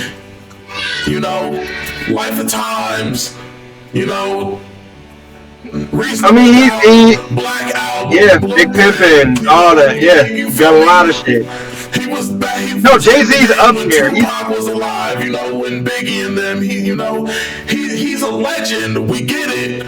But if we're strictly talking bars, bar for bar, there's no argument to make that Jay-Z is anywhere even close to Black Thought. Like you said, there's not many people better than that man at all. I figured out my current new guy, by the way. I just figured him out. The guy I found out about this year and absolutely love, that Mexican OT. Damn, so this I am a fan. Bring up two things. So I seen this thing where he was talking about using the N-word and like whatever. They're like, oh, what are y'all gonna do about it? There was a lot of people, and you know, I didn't like that because he was in a room with women and like, you know, yeah, it's kind of weak. I forgot about that. I don't like when non-black people use the N-word, but that's like Fat Joe got away for it for decades. Yeah, he did. Here's what really fucked me up about the Mexican OT. He's MAGA and was supportive of the immigration shit that fucking Trump was trying to do. This I didn't know about. Yeah. Oh, that's all right. So one of the new rappers that I liked, Dave Blunts. Okay. Oh god. I did not that's know. I can't put down the cup, right? Yes. So I heard this song. This nigga had this one song where he was like, "Don't let Seth Tobin be a babysitter," because I heard that nigga is a kid diddler. Yeah, I heard that nigga is a pedophile. I was like, okay, this slaps. What the fuck? He called out the. Oh no, you fading a little bit, bro. You gotta run that back. He made this song where he was calling out some nigga that was a pedophile or whatever, and I was like, okay, you know, I can fuck with that. You know, he called out the pedophile, cool. Then the next song I heard from this nigga, he was like, oh, what the fuck did this nigga say? It was that Cup song. He said, what the fuck did he say? I love all my niggas, but I promise I'm not a faggot. I was like, damn. That's the worst. People's not. I mean, you know. How many thing, you know, but like people have a right to feel how they feel about words, and I'm one of those people that's like, you can't let words make you feel a certain way. But so, you know, I don't use that word towards actual gay people, but like that, like you gotta like It's okay if it's a one-off thing, but like, bro, I'm listening to the album and it's like every other song, dog. I feel like homophobic bars in 2025 speaks to your intellect level, and I'm like, if you gotta throw that shit in your music, you're not a deep thinker, in my opinion. And no, it's not, because like when I'm first listening to the song, the Cup song, and I'm like, this nigga just sounds like if Juice WRLD was fat. So I'm like, I can fuck with this. But like, then I start hearing the other songs, and I'm like, oh, this is MAGA Juice WRLD. Yeah. So I'm like, damn, like. And you know, it makes sense because of where he's from. Like, he's from like Iowa or some shit. So I'm like, okay, they're probably like that over there, you know. It's raised different. I forget that people in the world are still like that. Like, I forget that they're still homophobic people. They're still racist people. They're still extremely sexist and the baby lost a lot of momentum off of that shit. Man, the baby was everywhere. The thing about the DaBaby shit to me is that shit was a cultural disconnect, because like every black person knows a nigga just like DaBaby, but every white person and a non-black person does not know a nigga like DaBaby that talks like that. And you know, that's the same shit with Boosie. Like, Boosie is a very problematic person. But if we talk about his actions, we'll be here for a whole other like fucking hour. But some of the shit he says is the shit that like my uncle would say. That's like fucking 50, 60 years old. And I think you got that one a little backwards, bro. I think every white person knows a white person that speaks like that 100% too, 1,000%. I mean, that's fair. I find, you know, even people I grew up with, all of a sudden, like, catch them saying some shit that you're like, wait, what the fuck? That's how you feel? Like, that's what you're talking about right now? Like, yeah, it's out there. I mean, look at MAGA, for Christ's sake. Man, I had a friend that I was friends with since high school, and I couldn't be friends with them anymore once I found out they was a fucking Trump supporter. Been there. And like, I tried to even like, you know, we could talk about it, you know, maybe we could come back from it if you're not gonna understand that Donald Trump and da-da-da. I'm like, you know what, you can have it, bro. Cause like, I used to be the type of person that wouldn't let you know, just a difference of like politics ruin my friendship. But there's a difference between fucking Mitt Romney and them niggas versus what the fuck Trump is on. 100%. Yep. And that's not just a difference in political opinion. That's a moral and human rights and decency issue. Right. Yeah, I mean, like, Mitt Romney wasn't evil. John McCain wasn't evil. Right, they're just fucking old white conservative guys, you know. Yeah. You know who's one more that I forgot to mention that I feel like gets overlooked a lot when we talk about like top fives and like best of all times, and he currently has an amazing song out right now, is fucking Lupe Fiasco. Lupe, he's got a song out right now called SOS that's like fucking mind-blowingly good, and he produced it too. I have not heard that. I'm gonna have to check that out. It's I'm awesome. gonna say this, Lupe Fiasco, and since I didn't say my favorite rappers, I'm gonna just say this. One of my favorite rappers was Dave Blunts. I can't fuck with Dave Blunts. I'm sorry. Can't do it. Like in general? Bro, I'm telling you. This nigga has a song where he was like, told a bitch to just shut up and suck on my dick, told a bitch to just shut up and do the dishes, and I'm like, whoa, bro, what? Yes, bro. Violent. So, like, and you know, then this nigga comes on another song and it's like, none of my bitches love me, and I'm like, I wonder why, Dave Blunts. I wonder why. But no, a new rapper that I do like is fucking and he's probably not really that new, but like this motherfucking dude, Anonymous, and I talk about Anonymous all the time. I want everybody to know. I want everybody to know Anonymous. Okay. But this other rapper, Zodiac, this is like comethazine times 20. But to loop back to the Lupe thing, Lupe Fiasco is one of my favorite rappers of all time, if not my favorite rapper ever. I hate this nigga right now. Not only did this nigga Lupe Fiasco block me on Twitter,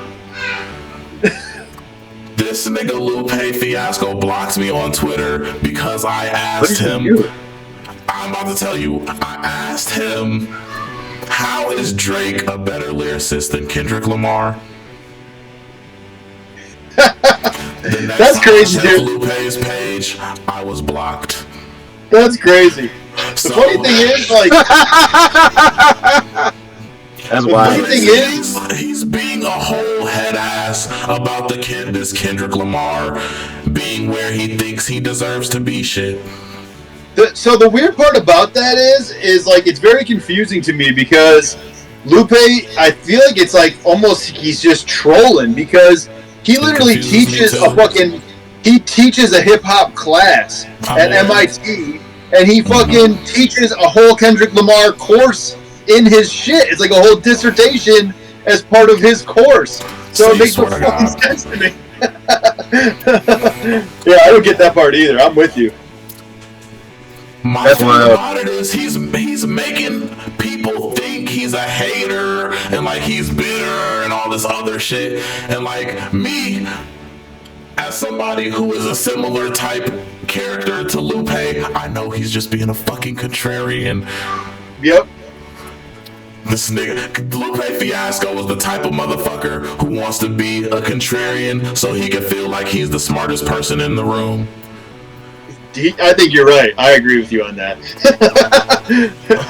He does. He's a contrarian for a different reason, because I just like to debate sometimes. Even if I don't agree with what I'm debating, I just like to debate sometimes.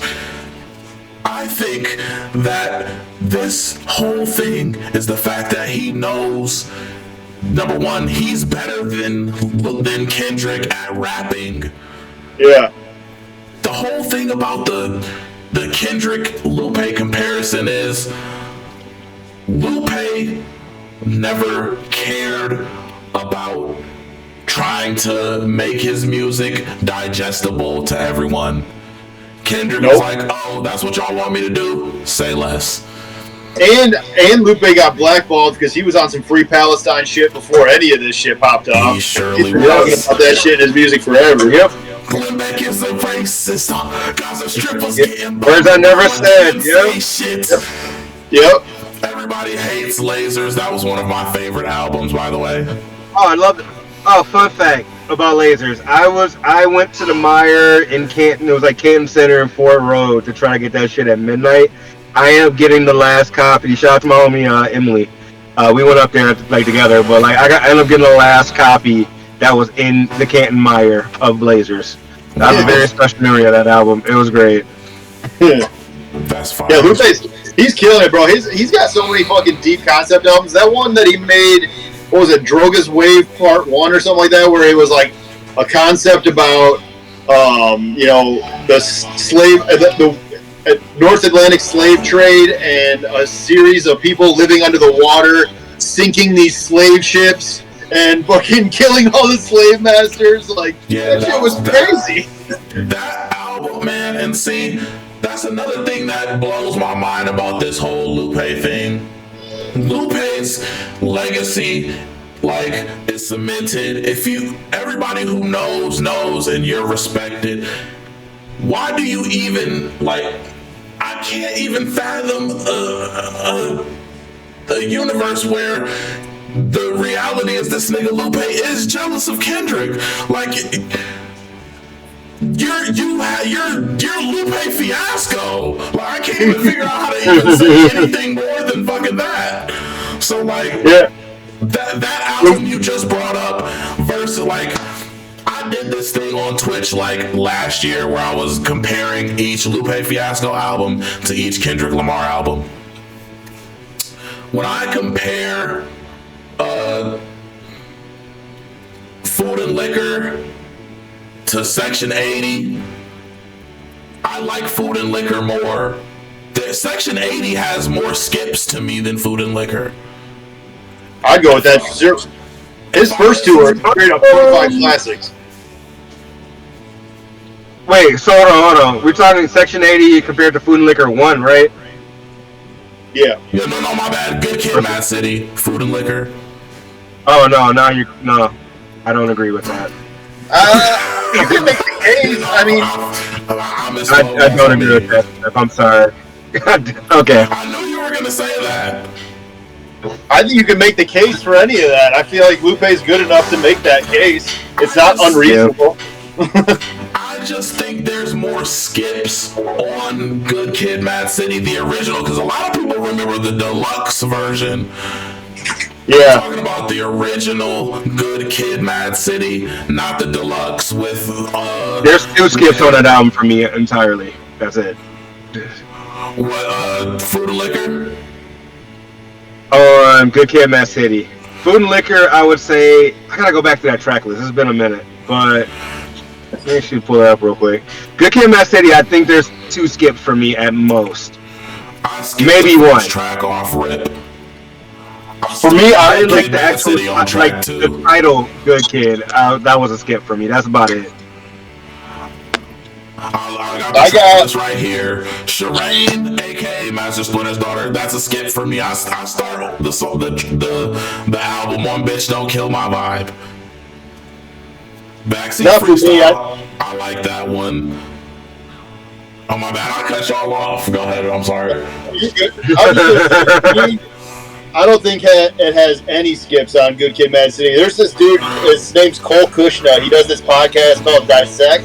And so he'll spend an entire season breaking down classic albums song by song. Like, so his first season was on Good Kid, Mad City. And after I watched that, I had like a whole different fucking perspective on that album. Like, it is genius in ways that I did not even fucking catch.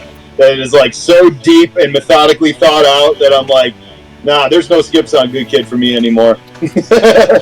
But see, to me, after I've heard the album so many times, it's like, do I enjoy this song enough to want to hear the album in its entirety every time I want to listen to this?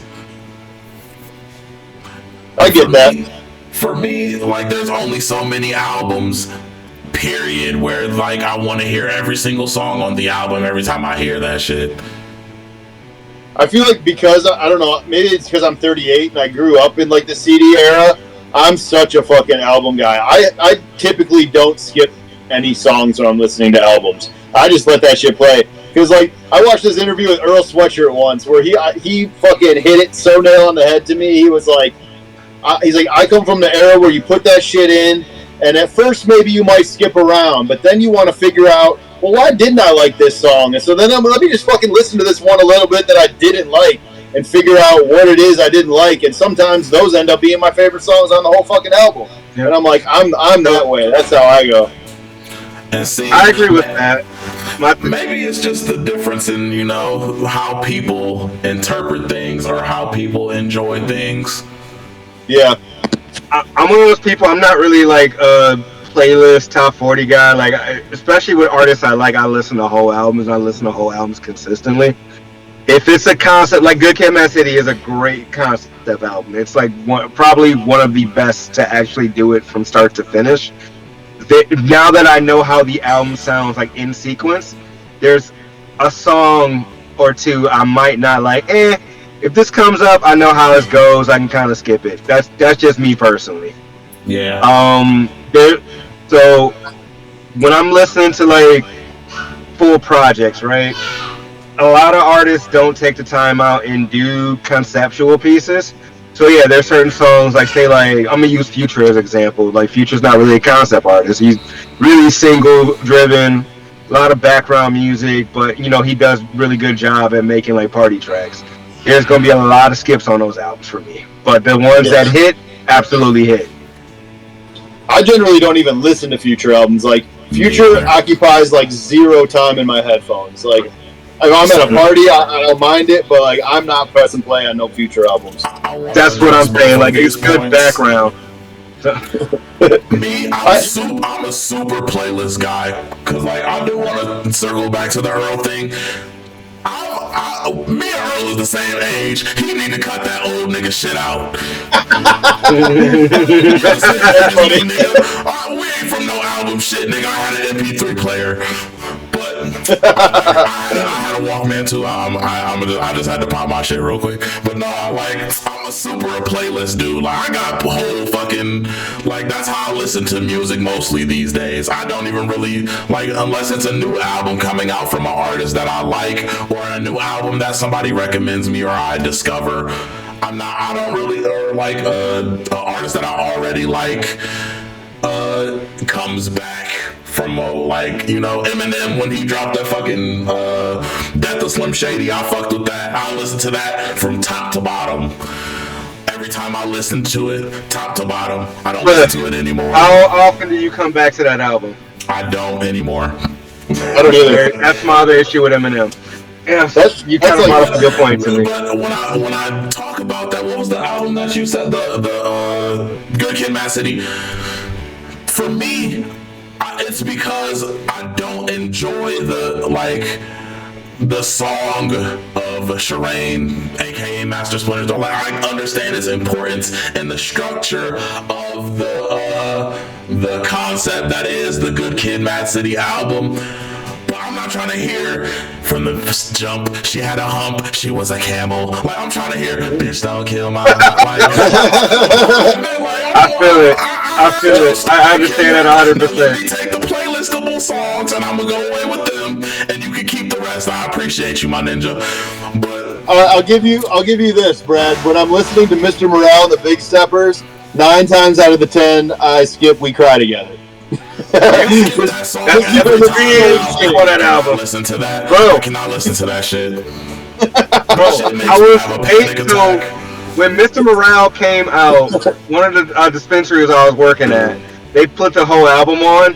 They let that play about halfway through. They let that play when we Cry Together. It was like they got to play like maybe like a quarter to halfway in. He goes, "Yeah, we gotta skip this shit." I'm like, "Dog, I'm trying to do that shit sooner." Like, you are not driving business with this song right now. Yeah, no. That song, the first time I heard that song in the rotation of the album, I was looking like the SpongeBob caveman meme. I was sitting there like, what the fuck is going on right now? Fun fact: did you ever see the SpongeBob version of Mr. Morale and the Big Steppers? The what now? So somebody made, and it wasn't AI. Somebody actually took the time and did this shit. It's only on SoundCloud, I think. It's like it's Mr. Morale and the Big Steppers, but it's from the perspective of SpongeBob and Patrick. Oh my god! I gotta. Yeah, no, bro. Man, if I can find it, I will send it to you. Mr. Morale and the Big Steppers is such a good album, man. It's incredible. Absolutely. And this circles back to the shit I was just talking about, and I do want to say, what was the other thing? Not Earl, but it'll come back to me. But when I was listening to the albums, the deeper I get into Lupe shit, though, the more I'm like, yeah, I kind of see why, he might be hating on this nigga Kendrick. This nigga Lupe shit not hitting like it was in the beginning. Because, like, Mr. Morale and the Big Steppers, if you compare that to, like, Food and Liquor too, bro, like, I'm sorry, bro, that's not. But, like, I'll tell you what, though. With that next album, the Drogas Wave. Yeah. I don't think that was immediately after Food and Liquor 2. It wasn't. There was like a couple albums in between that. I think it was like Drogas Light and like some other stuff. But Drogas Wave, I don't think Kendrick could make anything like that shit, man. No, and quite honestly, Lupe's last 2 have been incredible too. Drill Music in Zion and Samurai. Yep. Both fucking incredible. Now look, I have a controversial take on Samurai. What's that? I don't like that album. Really? And let me tell you why. It's not because I don't like the music. I like the rapping on there and shit. But I'm like, Lupe, you were the number one nigga talking about Gaza and Palestine and black rights and this and this and that. Why do you feel right now is the time to drop a concept album about fucking Amy Winehouse being a goddamn battle rapper when we need a fucking Free Palestine, Black Rights, Free America album, bro? What the fuck are you doing, Lupe? That's a fair point. What the fuck are you doing? And then the other part that pisses me off about it is he dropped a song called Channel Number 3 that was a really more like melodic type song before he dropped Samurai. So I'm like, okay, Lupe about to come out with this melodic, and because it was like a part of this series of songs he made called All Proceeds to My Chain. So I'm thinking, okay, Lupe about to drop a melodic project called All Proceeds to My Chain. Fuck with that. I need more melodic Lupe, because he dropped this shit called Tape where he had like these two trap type songs. That was like some melodic trap type songs, and I was like, okay, this is fire. I need more of this from Lupe. So I thought he was about to make a whole album like that. My point is, I want my fucking melodic trap Lupe album, or I want my motherfucking Free Gaza, Palestine, Free America album, Lupe. Get this fucking White House concept shit out of here, my nigga. When we get off this live, go on the streaming platforms and play SOS by Lupe. He's on that type of shit on lyrically on this new one, and the beat is hard as fuck, and he made it himself. So is he had some Gaza, Palestine lines, is what you telling me? It's definitely talking about the state of music, the state of the country, and it's fucking dope. I like it a lot. It's definitely playing mostly into the music industry shit, I think, and the anti-intellectualism that's happening right now. Okay, it's hard. I like it a lot. That's worth addressing. Like I said, I haven't listened to that. I feel like I heard somebody bring up the fact Lupe dropped a new song recently, and I've just been neglected to check it out, because I ain't gonna lie, I have been relentlessly listening to clips. Let God sort them out. Oh my god, bro. So much. It's so good. I love that. I can't say enough good things. I've had that album on repeat. That album has no skips to me.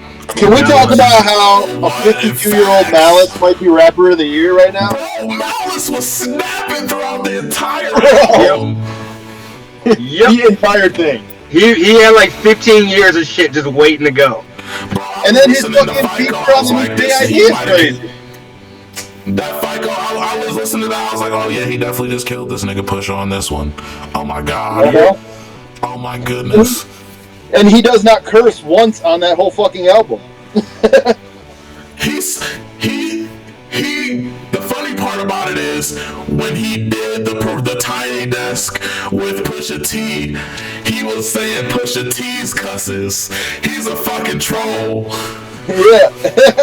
He was saying Pusha T's cuss words, and none of his verses have cuss words in them. Yep. I'm just doing my brother's ad-libs. And then he's on, so they're both on the song Community on the new JID album, and he fucking tears that song up to shreds too. Man, yeah, that's crazy. That song is crazy. Yeah, Malice is on fire. And to not have some shit out in 16 years and to come back this fucking good is like, that's crazy. You have a lot. You got a lot of time to sharpen that sword, man. Yeah, you got. I mean, go ahead. I was just gonna say his verse on, and this is not even typically my type of track, because I saw a John Legend feature on that shit, and I was like, oh man, this is gonna be terrible. And then fucking that song almost makes me cry every time I hear it. It's like coming from the perspective of just like losing the. I mean, because they're brothers, so it's like coming from the perspective of like last conversation with your mom, last conversation with your dad is such a like touching concept, and it's so out of left field for them because like they're not really introspective guys, you know. So it's cool like to like at least not the, get that side of it. Introspective. Yeah. I mean, it's always perspective of like some other shit, like some underworld dealings, but not like to actually like have something like super personal like that. It's you dope. know. They have figured out the most creative ways to talk about selling coke I've ever heard in my whole fucking life. I mean, That's they why I find wanted new more ways out of to that talk Stove about it guy every verse. album. That's why I wanted more out of that Stove guy verse because of that. That song is going to make me cry one day. It's just gonna take me being the right amount of drunk. The right Bro, amount did you of see the Fallon performance of that shit too? Man, yep, I watched it. I haven't. Yeah. I'm gonna have to check that out. I got a couple things that y'all just put me hip to that I need to check out after this for sure. Oh, yeah. But yeah, bro, that they definitely be creative as fuck trying to figure out how the fuck they talking about the coke shit. It's on It's that crazy. what's that song that they got with Pharrell on there? All Things Considered. He Yeah. said, still snow magicians. Yeah. Still blessing niggas for I forgot what the fuck he said, like 4th of inches, but like, first of all, snow magician, Santa Claus is a snow magician. Blitzen is one of his reindeer. They are so fucking good at rapping, bro. Oh my god, man. I think my favorite one. Go ahead, E. No, I think my favorite one is it's not on that album, but it was on Push's last album, that Daytona. Because I got on Baby, I'm Jim Purdue, Cocaine's Dr. Seuss. Oh my god. I still love that one for some reason. No, that's creative, man. Even on the fucking hooks on Ace Trumpets, ballerinas doing pirouettes inside of my snow globes. Like, what? That's crazy. But can we talk about how Pharrell killed every single appearance on this album? Man, I mean, The only thing that's missing is Chad Hugo. That's the only thing that was missing from me. for this dude fucking has been making hits since 1994, bro, and he's still on the top of his game. It is mind-blowing. Man, it's wild. Pharrell's one of those guys, man. Pharrell's He been literally doing music wrote- as long as I've been alive. He literally wrote for Teddy Riley, "All I want to do is bump a zoom zoom in your boom." Like, that was Pharrell, bro. Have you ever watched the, I don't think you have yet because we talked about it. Have you ever watched just Piece did. by Piece shit? Me, Oh, you what you just think? did. me and the wife and kids was watching it like a couple weeks ago. I thought that was super creative. I thought that was a really cool way to show a documentary. Yeah, I'm super jealous. I want a Lego documentary about my life. Agreed. And then it was hilarious that, like, Pusha T with his little, like, braids and the little goatee and shit. All of those fucking custom Lego pieces, so cool, man. I'm sure they probably did it in 3D, didn't they? Or did they actually I use think they real, did. like, custom Legos? That shit was dope, dude. That was a really good way to do a documentary. If they They did have a real real actual design. custom Lego pieces, if they have like maybe like one complete set or some shit, they could sell that shit. Oh yeah, hip hop collectors would get that shit in a heartbeat. That could go in like a hip hop museum. And that's why the whole Drake shit and the fucking Tupac's ring.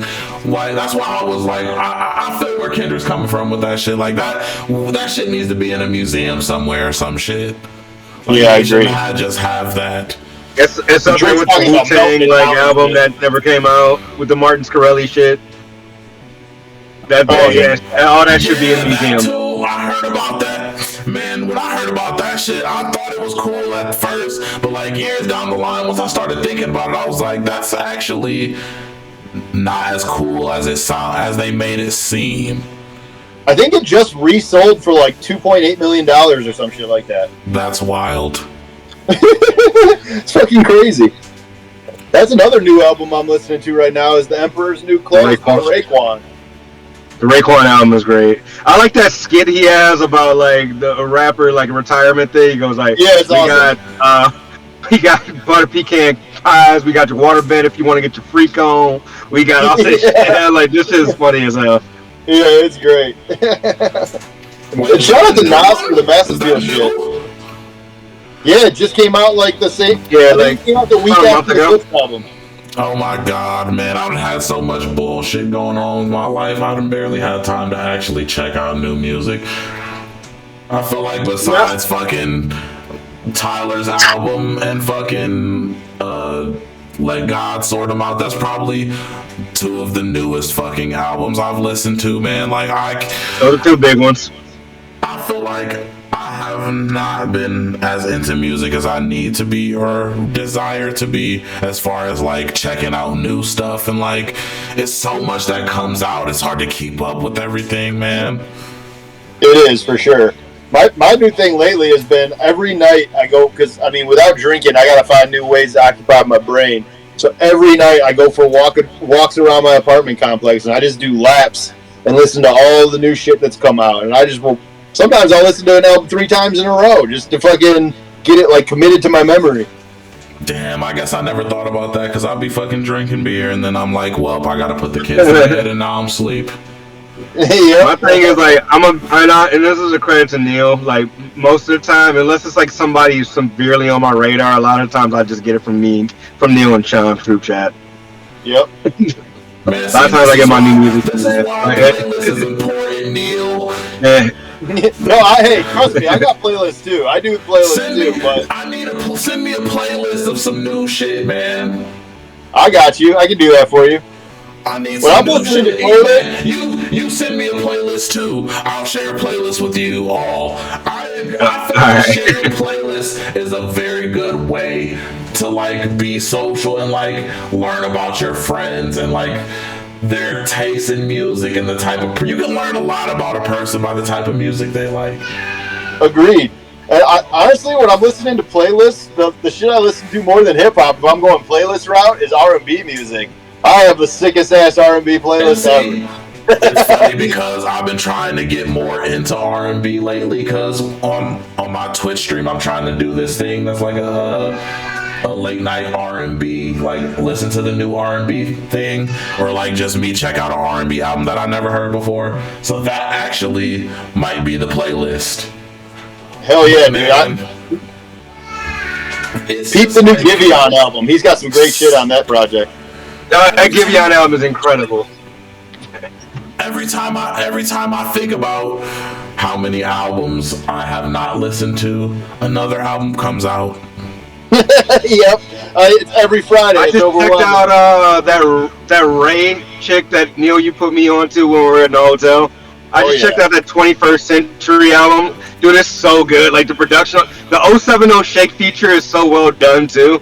Yeah, it's just such a good like complete like concept. Like you guys know it's great. Blink 182 came out with a new album.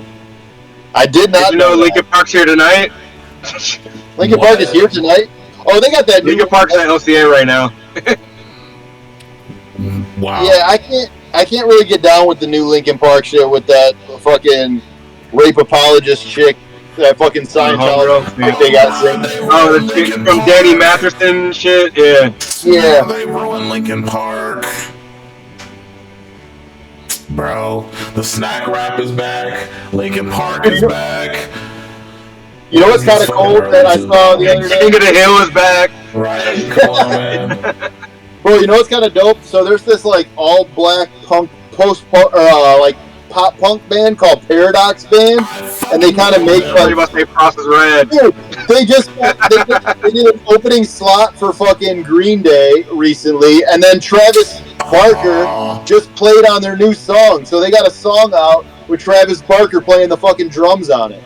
That's dope, man. That's sick.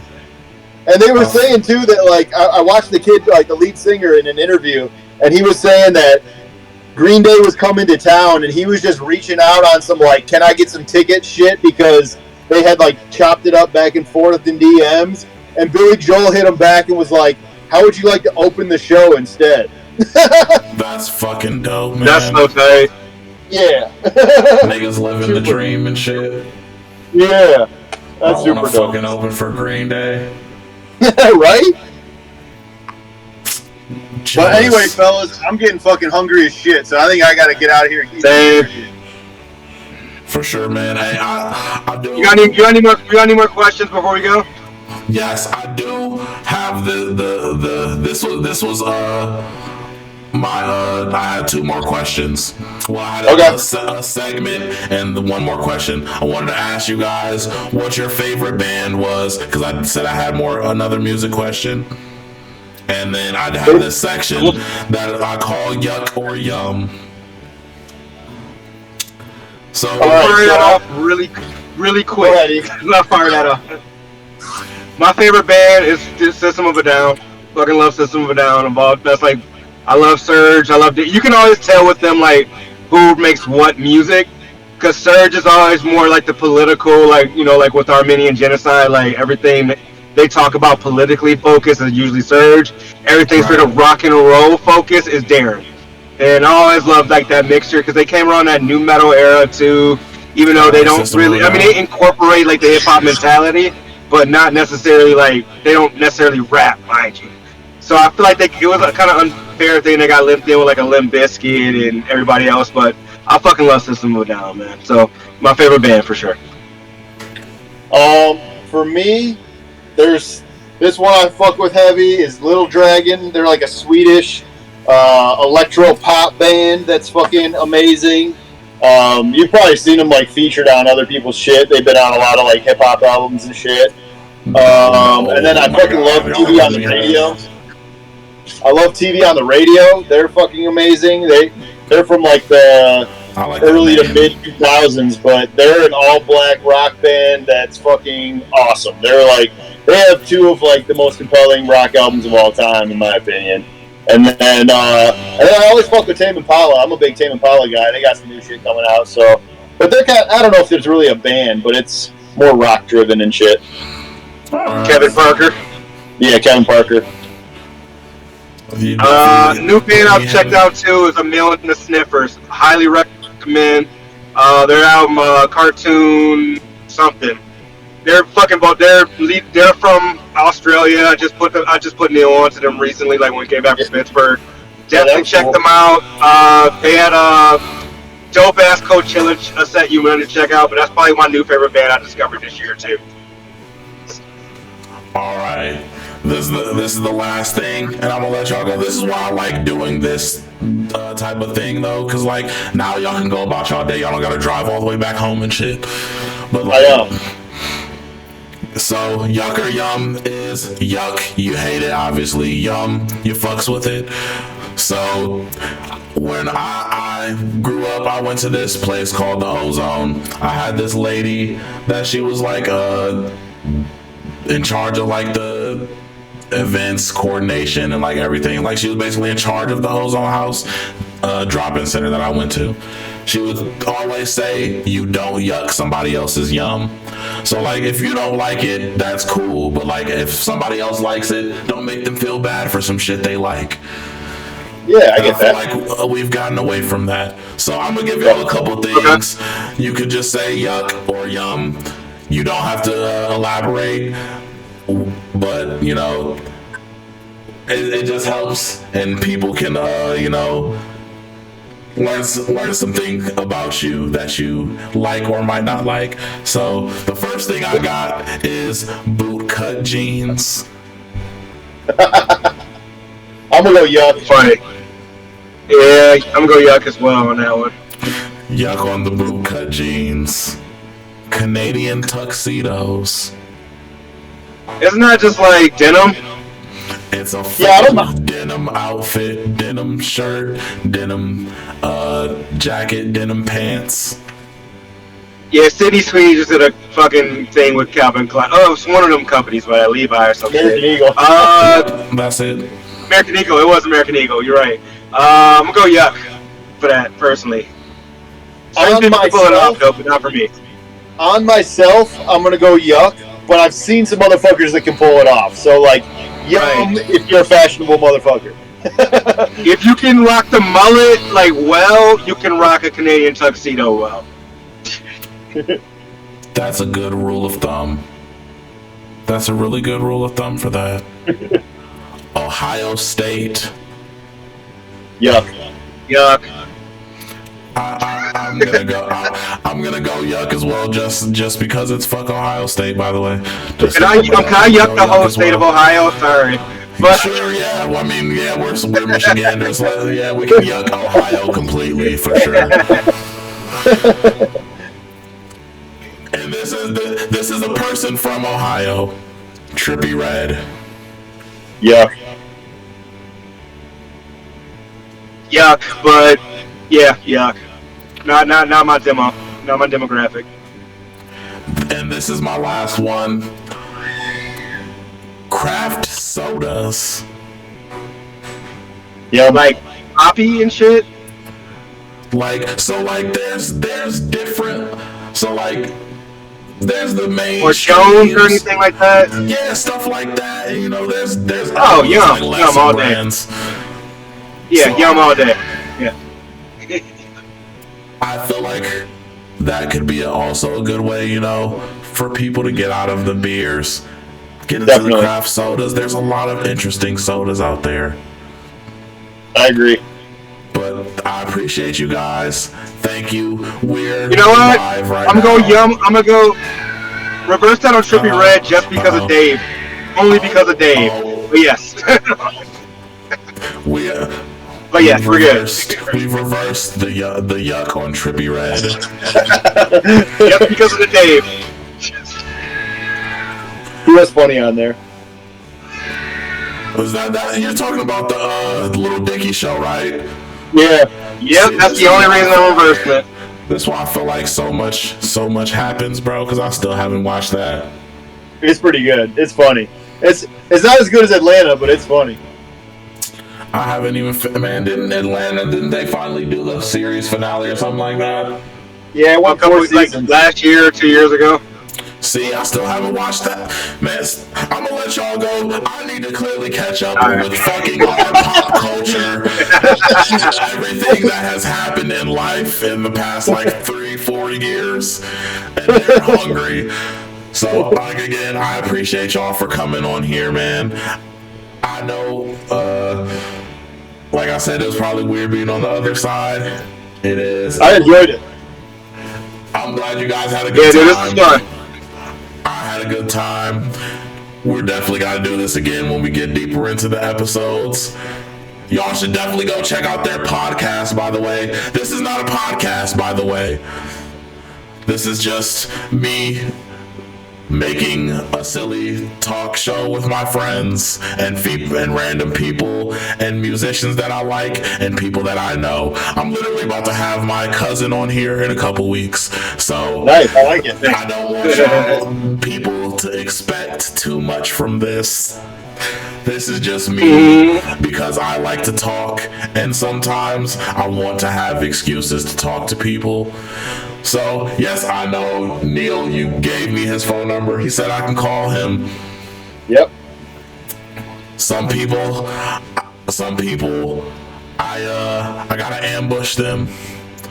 So, I need everybody, my few friends that will probably end up watching this, the 200 people on Twitch, y'all that are gonna check this out. Don't expect this to be fucking as high quality as what they got going on over there. So don't look too badly upon me and their professionalism compared to what I got going on over here. They're about to make me look like shit. I just want y'all to know. But yeah, definitely check out Beats and Brews. It is on pretty much, I feel like anything. I just listened to the ones that was on SoundCloud, and I feel like it was on Apple, right? Yeah, we're on Apple. Yeah, we're everywhere you can get podcasts except for a Luminary or some shit, but everything else, yeah. I think I told y'all this one time before, but y'all were the only reason I had SoundCloud at one point. I love that. Really? I actually didn't know that. That's dope. I fuck with SoundCloud heavy. I think SoundCloud is dope. I think we need to get back to listening to SoundCloud. Recently. A lot of artists came from that. A lot of good ones, a lot of bad ones, but a lot of artists came from that. So, I love SoundCloud. Well, I think that's a good note to end it on. Praise to SoundCloud. Everybody, again, check out Beats and Brews. Thank y'all guys for coming. I'm gonna let y'all go. We're in the stream. Y'all can go check out this full stream. I'll have it on my Patreon later, probably tomorrow or the day after, and it'll probably be up on YouTube by tonight. So, if not tomorrow, so yeah. If you're on Twitch, and you want to see this, because I don't have my Twitches saved anymore. I know y'all, yeah, I used to save them. I deleted all them shits. Yeah. But if y'all want to see the full thing, go catch it on YouTube. But we're out of here.